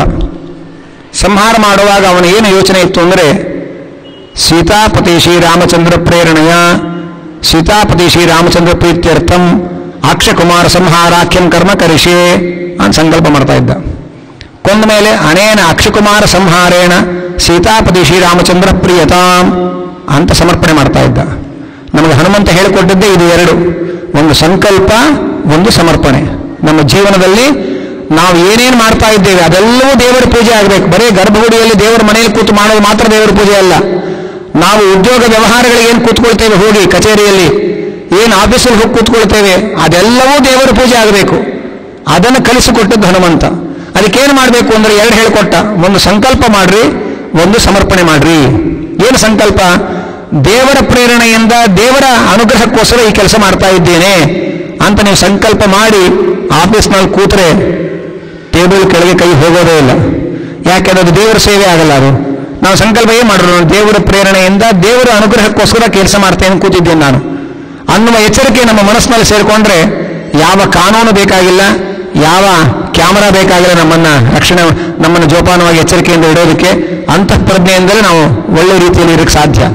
ಬೆಳಗ್ಗೆ ಎದ್ದು ಕೂಡಲೇ ನಮ್ಮ ಹಿರಿಯರು ಬೆಳಗ್ಗೆ ಎದ್ದು ಕೂಡ ಒಂದು ಪ್ರಾರ್ಥನೆ ಹೇಳ್ಕೊಟ್ಟಿದ್ರು. ಬೆಳಗ್ಗೆ ಎದ್ದು ಮುಖ ತೊಳೆದು ದೇವರ ಮುಂದೆ ಕೂತು, ಭಗವಂತ ಇವತ್ತು ಬೆಳಗ್ಗೆಯಿಂದ ಸಂಜೆ ತನಕ, ಇವತ್ತಿನ ಸಂಜೆಯಿಂದ ನಾಳೆ ಬೆಳಗ್ಗೆ ತನಕ ಏನೇನು ಮಾಡ್ತೇನೆ ಅದೆಲ್ಲ ನಿನ್ನ ಪೂಜೆ ಆಗಲಿ ಅಂತ ಸಂಕಲ್ಪ ಎದ್ದು ಕೂಡಲೇ ಮಾಡಬೇಕು ದೇವರ ಮುಂದೆ ಕೂತ್ಕೊಂಡು. ಹಾಗೆ ಅಂತ ನಮ್ಮ ಋಷಿಮನೆಗಳು ಒಂದು ಸಂಪ್ರದಾಯವನ್ನು ಹಾಕೊಟ್ಟಿದ್ರು. ಪ್ರಾತಃ ಪ್ರಭೃತಿ ಸಾಯಾಂತಂ ಸಾಯಾದಿ ಪ್ರಾತರಂ ತಥಾ ಯತ್ ಕರೋಮಿ ಜಗನ್ನಾಥ ತದಷ್ಟು ತವ ಪೂಜನಂ. ಬೆಳಗ್ಗೆಯಿಂದ ರಾತ್ರಿ ತನಕ, ರಾತ್ರಿಯಿಂದ ಬೆಳಗಿನ ತನಕ ನಾನೇನೇನು ಮಾಡ್ತೇನೆ ಅದೆಲ್ಲ ನಿನ್ನ ಪೂಜೆ ಆಗಲಿ ಅಂತ ಸಂಕಲ್ಪ. ರಾತ್ರಿ ಮಲಗುವಾಗ ಸ್ವಾಮಿ ಬೆಳಗ್ಗೆಯಿಂದ ಇವತ್ತಿನ ತನಕ ನನ್ನಿಂದ ಏನೇನು ಒಳ್ಳೆ ಕೆಲಸ ಮಾಡಿಸಿದ್ದಿ ಅದರಿಂದ ನೀನು ಪ್ರೀತಿಯಾಗು, ಹಾಗೆ ಅಂತ ಸಮರ್ಪಣೆ. ಹನುಮಂತ ಮಾಡಿದ್ದು ಯುದ್ಧವನ್ನು ಕೂಡ ರಾಮದೇವರ ಪ್ರೀತ್ಯರ್ಥವಾಗಿ ಅಂತ ಮಾಡಿದ. ಯುದ್ಧ ಮಾಡಿದ ಮೇಲೆ ಈ ಅಸುರ ಸಂಹಾರದಿಂದ ರಾಮದೇವರು ಪ್ರೀತಿಯಾಗಲಿ ಅಂತಂದ. ಯುದ್ಧವನ್ನು ಸಂಕಲ್ಪ ಸಮರ್ಪಣೆಗಳನ್ನು ಜೋಡಿಸಿ ಪೂಜೆಯಾಗಿ ಪರಿವರ್ತನೆ ಮಾಡಿದ. ನಾವು ಹನುಮಂತನ ಭಕ್ತರು ಅಂತ ಹೇಳ್ಕೊಳ್ತೇವೆ. ನಾವೆಂಥವರು ಅಂದರೆ, ನಾವು ಪೂಜೆ ಮಾಡಿದ್ರು ಅದು ಯುದ್ಧವಾಗಿ ಪರಿವರ್ತನೆ ಆಗಿರುತ್ತೆ. ಯಾಕಾದರೂ ಇವರು ಯಜಮಾನರು ಪುರಾಣಕ್ಕೆ ಹೋಗಿ ದೇವ್ರ ಪೂಜೆ ಮಾಡೋದು ಕಲ್ತ್ಕೊಂಡ್ಬಂದ್ರು ಅಂತ ಅನಿಸ್ತಾ ಇರ್ತದೆ. ಮನೆ ಹೆಂಗಸು ಶ್ರಾದ್ದ ಅಂತ ಮಾಡಿರ್ತೇವೆ ನಾವು ಮಾಡುವ ದೇವರ ಪೂಜೆಯೂ ದೊಡ್ಡ ಯುದ್ಧವಾಗಿಬಿಡುತ್ತೆ ಮನೆಯೊಳಗೆ. ಆದರೆ ಹನುಮಂತ ಯುದ್ಧ ಮಾಡಿದ್ರು ಅದನ್ನು ದೇವರ ಪೂಜೆಯಾಗಿ ಮಾಡಿದ. ಹನುಮಂತನಿಗೂ ನಮಗೂ ಇಷ್ಟೇ ವ್ಯತ್ಯಾಸ. ಅವನು ಯುದ್ಧವನ್ನೂ ದೇವರ ಪೂಜೆ ಅಂತ ಮಾಡಿದ, ನಾವು ದೇವರ ಪೂಜೆಯನ್ನು ಒಂದು ಯುದ್ಧವನ್ನಾಗಿ ಮಾಡ್ತೇವೆ. ನಮ್ಮಲ್ಲಿ ಆ ಸಂಕಲ್ಪ ಸಮರ್ಪಣೆ ಅನ್ನುವ ಒಂದು ಕಾನ್ಸೆಪ್ಟೇ ಇಲ್ಲ. ಅದನ್ನು ನಮಗೆ ಪ್ರಾಣದೇವರು ಹೇಳಿಕೊಟ್ರು. ನೀನು ಏನೇ ಮಾಡಿ ಪುರಾಣಕ್ಕೆ ಬರ್ತೇವೆ, ಸುಮ್ಮನೆ ಬಂದು ಕೂತ್ಕೊಂಡು ಎದ್ದು ಹೋಗೋದಕ್ಕಿಂತ ಮಧ್ವಾಂತರ್ಗತ ಗೋಪಾಲಕೃಷ್ಣ ಪ್ರೇರಣೆಯ ಮಧ್ವಾಂತರದ ಗೋಪಾಲಕೃಷ್ಣ ಪ್ರೀತ್ಯರ್ಥಂ ಪುರಾಣ ಶ್ರವಣಾಖ್ಯಂ ಕರ್ಮ ಕರಿಷ್ಯೇ ಅಂತ ನೀವು ಮನಸ್ಸ ಸಂಕಲ್ಪ ಮಾಡಿ ಕೂತ್ಕೋಬೇಕು. ಪುರಾಣ ಮುಗಿಸ್ಕೊಂಡು ಹೋಗಬೇಕಾದ್ರೆ ಅನೇನ ಪುರಾಣ ಶ್ರವಣೇನ ಮಧ್ವಾಂತರ್ಗತ ಗೋಪಾಲಕೃಷ್ಣ ಪ್ರಿಯತಾಂ ಅಂತ ಸಮರ್ಪಣೆ ಮಾಡಬೇಕು. ಆಗ ಈ 1 ಗಂಟೆ ಕೂತದ್ದು ದೇವರ ಪೂಜೆ ಆಯಿತು. ಸಂಕಲ್ಪ ಸಮರ್ಪಣೆಗಳಿಲ್ಲದೆ ಹೋದರೆ ಅದು ಪೂಜೆ ಆಗಲ್ಲ. ಒಂದು ಪುಸ್ತಕಕ್ಕೆ ದೃಢವಾದ 2 ಬೈಂಡ್ ಇರಬೇಕು. ಆಚೆ ಮೇಲೆ ಕೆಳಗೆ 2 ದೃಢವಾದ ಬೈಂಡ್ ಇಲ್ಲದೆ ಹೋದರೆ ಹಾಳೆಗಳೆಲ್ಲ ಹಾರಿ ಹೋಗುತ್ತೆ. ಹಾಗೆ ನಮ್ಮ ಎಲ್ಲ ಕರ್ಮಗಳು ಲೆಕ್ಕಕ್ಕೆ ಸಿಗದೆ ಚದುರಿ ಹೋಗುತ್ತೆ. ಅದಕ್ಕೆ ಆರಂಭದಲ್ಲಿ ಸಂಕಲ್ಪ ಅನ್ನುವ ಒಂದು ಬೈಂಡ್ ಇರಬೇಕು, ಕೊನೆಯಲ್ಲಿ ಸಮರ್ಪಣೆ ಅನ್ನುವ ಒಂದು ಬೈಂಡ್ ಇರಬೇಕು. ಆ 2 ಬೈಂಡ್ಗಳು ಸೇರಿಕೊಂಡ್ರೆ ಆಗ ಒಳಗಿರುವ ಮಧ್ಯದಲ್ಲಿರುವ ಹಾಳೆಗಳು ಒಂದು ಪುಸ್ತಕದ ರೂಪವನ್ನು ಪಡೆಯುತ್ತೆ. ಹಾಗೆ ನಮ್ಮ ಎಲ್ಲ ಕರ್ಮಗಳಿಗೆ ಆ ಸಂಕಲ್ಪ ಸಮರ್ಪಣೆಯನ್ನು ಸೇರಿಸಿದರೆ ಆಗ ಅದೊಂದು ಯಜ್ಞವಾಗಿ ಪರಿಣಾಮಗೊಳ್ಳುತ್ತೆ, ಅದೊಂದು ಕೃಷ್ಣನ ಪೂಜೆಯಾಗತ್ತೆ ಅನ್ನುವುದನ್ನು ಹನುಮಂತ ನಮಗೆ ಕಲಿಸಿಕೊಟ್ಟಿದ್ದಾನೆ. ಹೀಗೆ ಹನುಮಂತನ ಅವತಾರ ಅನಂತರ 7 ಪದ್ಯಗಳಲ್ಲಿ ಹನುಮಂತನ ಅವತಾರದ ಮಹಿಮೆಗಳನ್ನು ತಿಳಿಸ್ತಾರೆ. ಯಾಕೆಂದರೆ ರಾಮನ ಅವತಾರ 7ನೇ ಅವತಾರ. ಆ ರಾಮನ ಸೇವೆಗೆ ಬಂದ ಹನುಮಂತನ ಚರಿತ್ರೆಯನ್ನ 7 ಪದ್ಯಗಳಲ್ಲಿ ನಿರೂಪಣೆ ಮಾಡ್ತಾರೆ. ಅನಂತರ ಭೀಮಸೇನನ ಚರಿತ್ರೆಯನ್ನ 10 ಪದ್ಯಗಳಲ್ಲಿ ನಿರೂಪಣೆ ಮಾಡ್ತಾರೆ. 10 ಪದ್ಯಗಳಲ್ಲಿ ಯಾಕೆ ನಿರೂಪಣೆ ಮಾಡ್ತಾರೆ ಅಂದರೆ ಭೀಮಸೇನ 10 ಗುಣದ ಪ್ರತೀಕ ಅಂತ ಹೇಳ್ತಾರೆ. 10 ಗುಣಗಳ ಪ್ರತಿನಿಧಿ ಭೀಮಸೇನ ಅಂತ ಶಾಸ್ತ್ರದಲ್ಲಿ ಹೇಳ್ತಾರೆ. ಅಂಥ ಭೀಮಸೇನನ ಚರಿತ್ರೆಯನ್ನು ಹೇಳಲಿಕ್ಕೆ 10 ಪದ್ಯಗಳನ್ನು ಬಳಸ್ತಾರೆ. ಆರಂಭದಲ್ಲಿ ವಾಯುದೇವರ ಮೂಲ ರೂಪದ ಮಹಿಮೆಯನ್ನ 4 ಪದ್ಯಗಳಲ್ಲಿ ಹೇಳ್ತಾರೆ. ಯಾಕೆಂದ್ರೆ 4ನೇವೇ ವಾಯುದೇವರು, ಪುರುಷ ಅಂದ್ರೆ ಭಗವಂತ, ಪ್ರಕೃತಿ ಅಂದರೆ ಮಹಾಲಕ್ಷ್ಮಿ, ಅನಂತರ ಬ್ರಹ್ಮ, ಅನಂತರ ವಾಯು. ಹಾಗಾಗಿ 4ನೇವರು ವಾಯುದೇವರು, ಪೃಥ್ವಿ, ಅಪು, ತೇಜಸ್ಸು, ವಾಯು. ಅಲ್ಲೂ 4ನೇದು ವಾಯು. ಹಾಗಾಗಿ 4 ಶ್ಲೋಕಗಳಿಂದ ವಾಯುದೇವರ ಮೂಲ ರೂಪದ ಮಹಿಮೆ ಹೇಳ್ತಾರೆ. ಮಧ್ವಾಚಾರ್ಯರ ಮಹಿಮೆಯನ್ನ 5 ಪದ್ಯಗಳಿಂದ ಹೇಳ್ತಾರೆ. 5 ಭೇದವನ್ನು ಜಗತ್ತಿಗೆ ತಿಳಿಸಿಕೊಟ್ಟವರವರು. ಹಾಗಾಗಿ 5 ಪದ್ಯಗಳಿಂದ ಮಧ್ವಾಚಾರ್ಯರ ಚರಿತ್ರೆಯನ್ನ ಸಂಕ್ಷೇಪವಾಗಿ ನಿರೂಪಣೆ ಮಾಡ್ತಾರೆ. ಇದರ ಕೊನೆಯೊಳಗೆ ಜಗನ್ನಾಥದಾಸರು ಇದರ ಫಲಶ್ರುತಿ ಹೇಳ್ತಾರೆ. ಆ ಫಲಶ್ರುತಿಯನ್ನು ಓದಿ ಪ್ರವಚನವನ್ನು ಮುಕ್ತಾಯ ಮಾಡ್ತಾನೆ. ಪ್ರವಚನವನ್ನು ಮುಕ್ತಾಯ ಮಾಡ್ತೇನೆ ಅಂತ ಒಂದು ಭರವಸೆ ಕೊಟ್ಟರೆ ಕೇಳೋರು ಒಂದು ಧೈರ್ಯ ಇರುತ್ತೆ, ನಿಶ್ಚಿಂತೆಯಾಗಿ ಕೂತ್ಕೊಂಡು ಕೇಳ್ಬೋದಪ್ಪ, ಮುಗಿಸ್ತಾರೆ ಇವರು ಹಾಗೆ ಅಂತ. ಆ ಫಲಶ್ರುತಿ ಬಹಳ ಮುಖ್ಯ, ಅದನ್ನು ನಾವು ಹೇಳ್ತಾ ಇದ್ದೇನೆ. ಶ್ರೀಪಾದರಾಜರು ಮಾಡಿದ ಈ ಕೃತಿಗೆ ವಿಜಯದಾಸರ ಶಿಷ್ಯರಾದ ಜಗನ್ನಾಥದಾಸರು ಈ ಮಧ್ವನಾಮವನ್ನ ಪಠಣ ಮಾಡಿದರೆ, ಪಾರಾಯಣ ಮಾಡಿದರೆ ಏನು ಫಲ ಅನ್ನುವುದನ್ನು ಅವರು ಪದ್ಯ ಮಾಡಿ ಸೇರಿಸಿದ್ದಾರೆ. ಸೋಮ ಸೂರ್ಯೋಪರಾಗದಿ ಗೋ ಸಹಸ್ರಗಳ ಭೂಮಿ ದೇವರಿಗೆ ಸುರ ನದಿಯ ತಟದಿ ಶ್ರೀ ಮುಕುಂದಾರ್ಪಣವೆನುತ ಕೊಟ್ಟ ಫಲವು ಈ ಮಧ್ವನಾಮ ಬರೆದು ಓದಿದವರಿಗೆ. ಪುತ್ರರಿಲ್ಲದವರು ಸತ್ಪುತ್ರರೈದುವರು, ಸರ್ವತ್ರದಲ್ಲಿ ದಿಗ್ವಿಜಯಬಹುದು, ಶತ್ರುಗಳು ಬೀಳ್ವರು, ಅಪಮೃತ್ಯು ಬರಲಂಜುವುದು, ಸೂತ್ರನಾಮಕನ ಸಂಸ್ಮೃತಿ ಮಾತ್ರದಿ. ಶ್ರೀಪಾದರಾಜರು ಪೇಳಿದ ಮಧ್ವನಾಮ ಸಂತಾಪವನ್ನು ಕಳೆದು ಸೌಖ್ಯವನೀಯುವುದು, ಶ್ರೀಪತಿ ಜಗನ್ನಾಥ ವಿಠಲನ ತೋರಿ ಭವಕೂಪಾರದಿಂದ ಕಡೆಹಾಯಿಸುವುದು. ದಾನ ಮಹಾಫಲ ಕೊಡಬೇಕಾಗಿದ್ದರೆ ಪುಣ್ಯ ದೇಶ, ಪುಣ್ಯ ಕಾಲ, ಸತ್ಪಾತ್ರ, ಕೊಡೋ ವಸ್ತು ಉತ್ತಮವಾಗಿರಬೇಕು. ಇದಿಷ್ಟು ಸೇರಿದರೆ ದಾನ ಮಹಾಫಲ ಕೊಡುತ್ತೆ. ಅದಕ್ಕೆ ಹೇಳಿದ್ರು ಸೋಮ ಸೂರ್ಯೋಪರಾಗದಿ, ಚಂದ್ರಗ್ರಹಣ ಕಾಲ, ಸೂರ್ಯಗ್ರಹಣ ಕಾಲ. ಗ್ರಹಣ ಕಾಲ ದಾನಕ್ಕೆ ಬಹಳ ಪ್ರಶಸ್ತವಾದ ಕಾಲ. ಹಾಗಾಗಿ ಸೂರ್ಯಚಂದ್ರರ ಗ್ರಹಣದ ಕಾಲದಲ್ಲಿ ಅಂದರೆ ಕಾಲ ಶುದ್ಧಿ ಆಯಿತು. ಕೊಡ್ತಾ ಇರೋದೇನು? ಗೋ ಸಹಸ್ರಗಳ 1000 ಹಸುಗಳು. ಯಾರಿಗೆ ಅಂದರೆ ಭೂಮಿ ದೇವರಿಗೆ, ಅಂದರೆ ಸತ್ಪಾತ್ರರಾದ ವಿಪ್ರೋತ್ತಮರಿಗೆ. ಎಲ್ಲಿ ಕೊಡ್ತಾ ಇರೋದು? ಸೂರ ನದಿಯ ತಟದಿ, ಗಂಗಾ ನದಿ ತೀರದಲ್ಲಿ. ಹೀಗೆ ಗಂಗಾ ನದಿಯ ತೀರದಲ್ಲಿ ಸೂರ್ಯಚಂದ್ರ ಗ್ರಹಣ ಕಾಲದಲ್ಲಿ ಒಳ್ಳೆ ಸತ್ಪಾತ್ರರಿಗೆ 1000 ಗೋವುಗಳನ್ನ ದಾನ ಕೊಟ್ಟರೆ ಏನು ಫಲವೋ ಅದು ಕೊಡೋದು ಹೇಗೆ? ಸುಮ್ಮನೆ ಕೊಟ್ಟರಲ್ಲ, ಶ್ರೀ ಮುಕುಂದಾರ್ಪಣವೆನ್ನುತ್ತ ಕೊಟ್ಟ ಫಲವು. ಕೃಷ್ಣಾರ್ಪಣಮಸ್ತು ಅಂತ ಕೊಟ್ಟರೆ ಏನು ಫಲ ಬರುತ್ತೆ ಅಷ್ಟೆಲ್ಲ ನಮ್ಮ ಕೈಲಿ ಮಾಡೋಕ್ಕಾಗಲ್ಲ. ಅಂದರೆ ಈ ಮಧ್ವನಾಮ ಬರೆದು ಓದಿದವರಿಗೆ, ಮಧ್ವನಾಮವನ್ನು ಬರೆದು ಅದನ್ನು ಓದಬೇಕು. ಬರೆದು ಓದಿ ಅಂತ ಯಾಕಂದ್ರು ಅದರ ಕಡೆ ಕಾನ್ಸಂಟ್ರೇಷನ್ ಬರಲಿ ಅಂತ ಕೇಳ್ತೇವೆ ಅಷ್ಟೇ. ಅದನ್ನು ಬರೆದು ಓದಿದಾಗ ಅದರ ಪದಗಳ ಬಗ್ಗೆ ನಮ್ಮ ಒಂದು ಏಕಾಗ್ರತೆ ಬರುತ್ತೆ. ಹಾಗೆ ಯಾರ ಮಧ್ವನಾಮವನ್ನು ಬರೆದು ಓದಿ ಅದರ ಪದಗಳಲ್ಲಿ ತುಂಬಿರುವ ಪ್ರಾಣದೇವರ ಮಹಿಮೆಯನ್ನು ಚಿಂತನೆ ಮಾಡ್ತಾರೆ, ಅವರಿಗೆ ಗಂಗಾ ನದಿಯ ತೀರದಲ್ಲಿ ಸೂರ್ಯಚಂದ್ರರ ಗ್ರಹಣ ಕಾಲದಲ್ಲಿ 1000 ಗೋವುಗಳನ್ನು ಸತ್ಪಾತ್ರರಿಗೆ ದಾನ ಕೊಟ್ಟರೆ ಏನು ಫಲವೋ ಅಂತ ಫಲ ಬರ್ತಾ ಇದೆ. ಅಷ್ಟೇ ಅಲ್ಲ, ಪುತ್ರರಿಲ್ಲದವರು ಸತ್ಪುತ್ರರೈದುವರು, ಸಂತಾನವನ್ನ ಪಡೆಯದೇ ಇದ್ದವರು ಈ ಮಧ್ವನಾಮವನ್ನು ಭಕ್ತಿಯಿಂದ ಪಠಣ ಮಾಡಿದರೆ, ಈಗ ತಾನು ಹೇಳಿದ ಹನುಮಾನಮ್ಮ ತಾಯಿ ತಂದೆ ಅಂತ, ಆದ್ದರಿಂದ ಅದನ್ನು ಪಠಣ ಮಾಡಿದರೆ ಸರ್ವತ್ರದಲ್ಲಿ ಸತ್ಪುತ್ರರೈದುವರು ಸರ್ವತ್ರದಲ್ಲಿ ದಿಗ್ವಿಜಯಬಹುದು. ಅವರು ಸತ್ಪುತ್ರರನ್ನು ಪಡಿತಾರೆ. ಜಯ ಜಯ ಜಗತ್ರಾಣ ಅಂತಲೇ ಇದು ಪ್ರಾರಂಭ ಆಗೋದಾದ್ರಿಂದ ಇದನ್ನು ಪಠಿಸಿದವರಿಗೆ ಸರ್ವತ್ರ ದಿಗ್ವಿಜಯವಾಗತ್ತೆ. ಶತ್ರುಗಳು ಬೀಳುವರು. ಯಾವ ಶತ್ರುಗಳನ್ನು ಕೂಡ ತಮ್ಮ ಒಳಗೆ ಸೇರಿಸಿಕೊಳ್ಳದೆ ಇರತಕ್ಕಂತಹ ಮಹಾನುಭಾವರ ಪ್ರಾಣದೇವರು ಅಂತ ಅವರ ಮಹಿಮೆಯನ್ನು ನಾವು ಓದಿದಾಗ ನಮಗೂ ಶತ್ರು ಬಾಧೆ ಪರಿಹಾರ ಆಗುತ್ತೆ. ಅಪಮೃತ್ಯು ಬರಲಂಜುವುದು, ಅಪಮೃತ್ಯು ಪರಿಹರಿಸು ಅನಿಲ ದೇವ ಅಂತ ನಾವು ದೇವನಾಮವನ್ನು ಕೇಳ್ತಾ ಇದ್ದೇವೆ. ಎಲ್ಲ ರೀತಿಯ ಅಪಮೃತ್ಯುವನ್ನು ಪರಿಹಾರ ಮಾಡತಕ್ಕಂಥವರು ಪ್ರಾಣದೇವರು, ಹಾಗೆ ಎಂದು ಉಪನಿಷತ್ತುಗಳಲ್ಲಿ ಹೇಳ್ತಾ ಇದ್ದಾರೆ. ಅದರಿಂದ ಅಪಮೃತ್ಯು ಬರಲಿಕ್ಕೆ ಹೆದರುತ್ತೆ. ಯಾಕೆಂದ್ರೆ ಸೂತ್ರನಾಮಕನ ಸಂಸ್ಮೃತಿ ಮಾತ್ರವೇ. ಸೂತ್ರ ಅಂತ ವಾಯುದೇವರ ಹೆಸರು. ಅಂದ್ರೆ ಎಲ್ಲದರ ಸೂತ್ರಧಾರ, ಎಲ್ಲವನ್ನೂ ಕೂಡ ಒಂದು ದಾರದಲ್ಲಿ ಮಣಿಗಳನ್ನು ಜೋಡಿಸಿದ ಹಾಗೆ ಎಲ್ಲ ಜಗತ್ತಿನ ವ್ಯವಸ್ಥೆಗಳೆಲ್ಲ ಆ ಪ್ರಾಣದೇವರ ಆಧಾರದಲ್ಲಿ ಅದು ಓತಪ್ರೋತವಾಗಿದೆ. ಆದ್ದರಿಂದ ಸೂತ್ರ ಅಂತ ಪ್ರಾಣದೇವರಿಗೆ ಹೆಸರು. ಆ ಸೂತ್ರನಾಮಕನಾದ ಪ್ರಾಣದೇವರ ಸಂಸ್ಮರಣೆ ಮಾತ್ರದಲ್ಲಿ ಇಂತಹ ಮಹಾಫಲಗಳು ಸಿಗ್ತಾ ಇದೆ. ಶ್ರೀಪಾದರಾಜರು ಪೇಳಿದ ಮಧ್ವನಾಮ ಸಂತಾಪವನ್ನು ಕಳೆದು ಸೌಖ್ಯವನೀವುದು. ಎಲ್ಲ ರೀತಿಯ ಸಾಂಸಾರಿಕ ತಾಪಗಳನ್ನು ಪರಿಹಾರ ಮಾಡಿ ಉತ್ತಮವಾದ ಸೌಖ್ಯವನ್ನು ನಮಗೆ ಕೊಡ್ತಾ ಇದೆ. ಎಲ್ಲದಕ್ಕೂ ವಿಶೇಷವಾಗಿ ಫಲ ಅಂದರೆ ಇದೆಲ್ಲ ಲೌಕಿಕ ಫಲಗಳಾಯಿತು. ಮುಖ್ಯವಾದ ಫಲ ಅಂದರೆ ಶ್ರೀಪತಿ ಜಗನ್ನಾಥ ವಿಠಲನ ತೋರಿ ಭವ ಕುಪಾರದಿಂದ ಕಡೆಹಾಯಿಸುವುದು. ಆ ಭಗವಂತನ ಸಾಕ್ಷಾತ್ಕಾರವನ್ನು ಒದಗಿಸಿ ಸಂಸಾರದಿಂದಲೇ ನಮ್ಮನ್ನು ಪಾರು ಮಾಡ್ತಾರೆ. ಅಂಥ ಮಧ್ವನಾಮ ಇದು ಎಂಬುದಾಗಿ ಅದರ ಮಹಿಮೆಯನ್ನ ಶ್ರೀ ಜಗನ್ನಾಥದಾಸರು ಅದರ ಫಲಶ್ರುತಿಯನ್ನು ಸೇರಿಸಿ ಕೊಂಡಾಡಿದ್ದಾರೆ. ಅಂತಹ ಮಧ್ವನಾಮದ ಪ್ರವಚನವನ್ನ ಪರಮಪೂಜ್ಯ ಶ್ರೀಪಾದಂಗಳವರ ವಿಶೇಷ ಆದೇಶ ಅನುಗ್ರಹದಿಂದ ಕೃಷ್ಣ ಮುಖ್ಯ ಪ್ರಾಣದೇವರ ದಿವ್ಯ ಸನ್ನಿಧಾನದಲ್ಲಿ ನಿಮ್ಮ ಜೊತೆಯಲ್ಲಿ ಹಂಚಿಕೊಳ್ಳುವಂತಹ ಸೌಭಾಗ್ಯ ಒದಗಿ ಬಂದದ್ದಕ್ಕೆ ಪರಮಪೂಜ್ಯ ಶ್ರೀಪಾದರ ಪಾದಾರವಿಂದಗಳಿಗೆ ಭಕ್ತಿಪೂರ್ವಕ ಪ್ರಣಾಮಗಳನ್ನು ಸಲ್ಲಿಸ್ತಾ ಇದ್ದೇನೆ. ಈ ಒಂದು ಪರಿಯ ನಮ್ಮ ಪೂಜ್ಯ ಪೇಜಾವರ ಶ್ರೀಪಾದಂಗಳವರು ನಮ್ಮ ವಿದ್ಯಾಪೀಠಕ್ಕೆ ಪರ್ಯಾಯ ಪೂರ್ವಭಾವಿಯಾಗಿ ಪೂಜ್ಯ ಸೋದರ ಶ್ರೀಪಾದರು ಆಗಮಿಸಿದಾಗ ಒಂದು ಮಾತು ಹೇಳಿದ್ರು ಅವರು. ಇಲ್ಲೊಂದು ರೂಢಿ ಇದೆ, ಯಾರು ಪರ್ಯಾಯದಲ್ಲಿ ಕೂತು ಕೃಷ್ಣನ ಪೂಜೆ ಮಾಡ್ತಾರೆ ಅವರಲ್ಲಿ ಮಧ್ವಾಚಾರ್ಯರೇ ಕೂತು ಕೃಷ್ಣನ ಪೂಜೆ ಮಾಡ್ತಾರೆ ಅನ್ನುವಂತಹ ನಂಬಿಕೆ ಇರತಕ್ಕಂತಹ ಕ್ಷೇತ್ರ ಇದು. ಆ ಮಧ್ವಾಚಾರ್ಯರನ್ನ ಶಾಸ್ತ್ರದಲ್ಲಿ ಭಾವಿ ಬ್ರಹ್ಮ ಅಂತಾರೆ. ಅಂದ್ರೆ ಮುಂದೆ ಬ್ರಹ್ಮದೇವರ ಪದವಿಗೆ ಹೋಗತಕ್ಕಂತಹ ವಾಯುದೇವರೇ ಮುಖ್ಯ ಪ್ರಾಣದೇವರೇ ಆ ಪರ್ಯಾಯದ ಸ್ವಾಮಿಗಳಲ್ಲಿ ಒಂದು ರೂಪದಿಂದ ಕೂತು ಪ್ರತಿನಿತ್ಯ ಕೃಷ್ಣನ ಪೂಜೆ ಮಾಡ್ತಾರೆ ಅನ್ನುವಂತಹ ನಂಬಿಕೆ ಶ್ರೀಪಾದರ ನಮ್ಮ ಪೇಜಾವರ ಶ್ರೀಪಾದಂಗಳವರು ಹೇಳಿದರು. ಎಲ್ಲ ಪರ್ಯಾಯಗಳಲ್ಲಿ ಪರ್ಯಾಯದ ಶ್ರೀಪಾದಂಗಳವರಲ್ಲಿ ಭಾವಿ ಬ್ರಹ್ಮರಾದ ವಾಯುದೇವರ ಸನ್ನಿಧಾನ ಇದ್ದರೆ ಪೂಜ್ಯ ಸೋದಯ ಸ್ವಾಮಿಗಳಲ್ಲಿ ಭಾವಿ ಬ್ರಹ್ಮರಾದ ವಾಯುದೇವರ ಸನ್ನಿಧಾನದ ಜೊತೆಯಲ್ಲಿ ಭಾವಿ ಸಮೀರರಾದ ವಾದರಾಜರ ಸನ್ನಿಧಾನವೂ ಸೇರಿಕೊಂಡಿದೆ.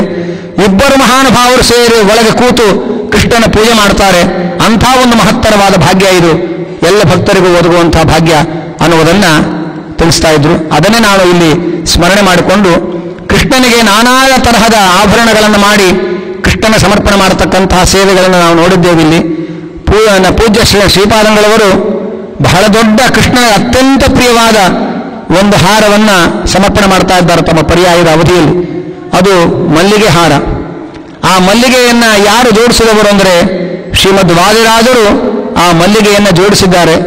ಅದೇ ಯುಕ್ತಿ ಮಲ್ಲಿಕಾ ಅನ್ನುವಂತಹ ಗ್ರಂಥ.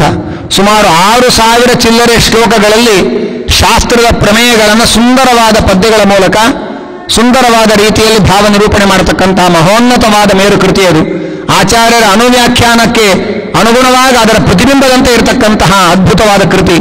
ಅದನ್ನ ಅನೇಕ ವಿದ್ವಾಂಸರ ಮೂಲಕ ಅನುವಾದ ಮಾಡಿಸಿ ಈ ಪರ್ಯಾಯದ ಮುಂದಿನ ಸಂದರ್ಭದಲ್ಲಿ ಆ ಯುಕ್ತಿ ಮಲ್ಲಿಕೆಯ ಅನುವಾದ ಗ್ರಂಥವನ್ನ ಸಮರ್ಪಣೆ ಮಾಡುವ ಮೂಲಕ ಯುಕ್ತಿ ಮಲ್ಲಿಕಾ ಮಾಲೆಯನ್ನೇ ಕೃಷ್ಣನಿಗೆ ಸಮರ್ಪಣೆ ಮಾಡ್ತಾ ಇದ್ದಾರೆ. ಅಂತ ವಿಶೇಷವಾದ ಸೇವೆಯನ್ನ ನಡೆಸ್ತಾ ಇದ್ದಾರೆ. ನಮಗೂ ಆ ಯುಕ್ತಿ ಮಲ್ಲಿಕಾ ಅನುವಾದ ಮಾಡುವ ಸೌಭಾಗ್ಯವನ್ನು ಅನುಗ್ರಹಿಸಿದ್ದಾರೆ ಶ್ರೀಪಾದಂಗಳವರು. ಅದಕ್ಕಾಗಿ ಪೂಜ್ಯ ಶ್ರೀಪಾದಂಗಳವರಿಗೆ ಭಕ್ತಿಪೂರ್ವಕ ಪ್ರಣಾಮಗಳನ್ನು ಸಲ್ಲಿಸ್ತಾ ಈ ಪ್ರವಚನ ಕುಸುಮವನ್ನ ಅವರ ಮೂಲಕ ಪ್ರಾಣದೇವರ ಮೂಲಕ ಕೃಷ್ಣನ ಪಾದಾರವಿಂದಗಳಿಗೆ ಸಮರ್ಪಣೆ ಮಾಡ್ತಾ ಇದ್ದೇನೆ. ಕೃಷ್ಣಾರ್ಪಣೆ.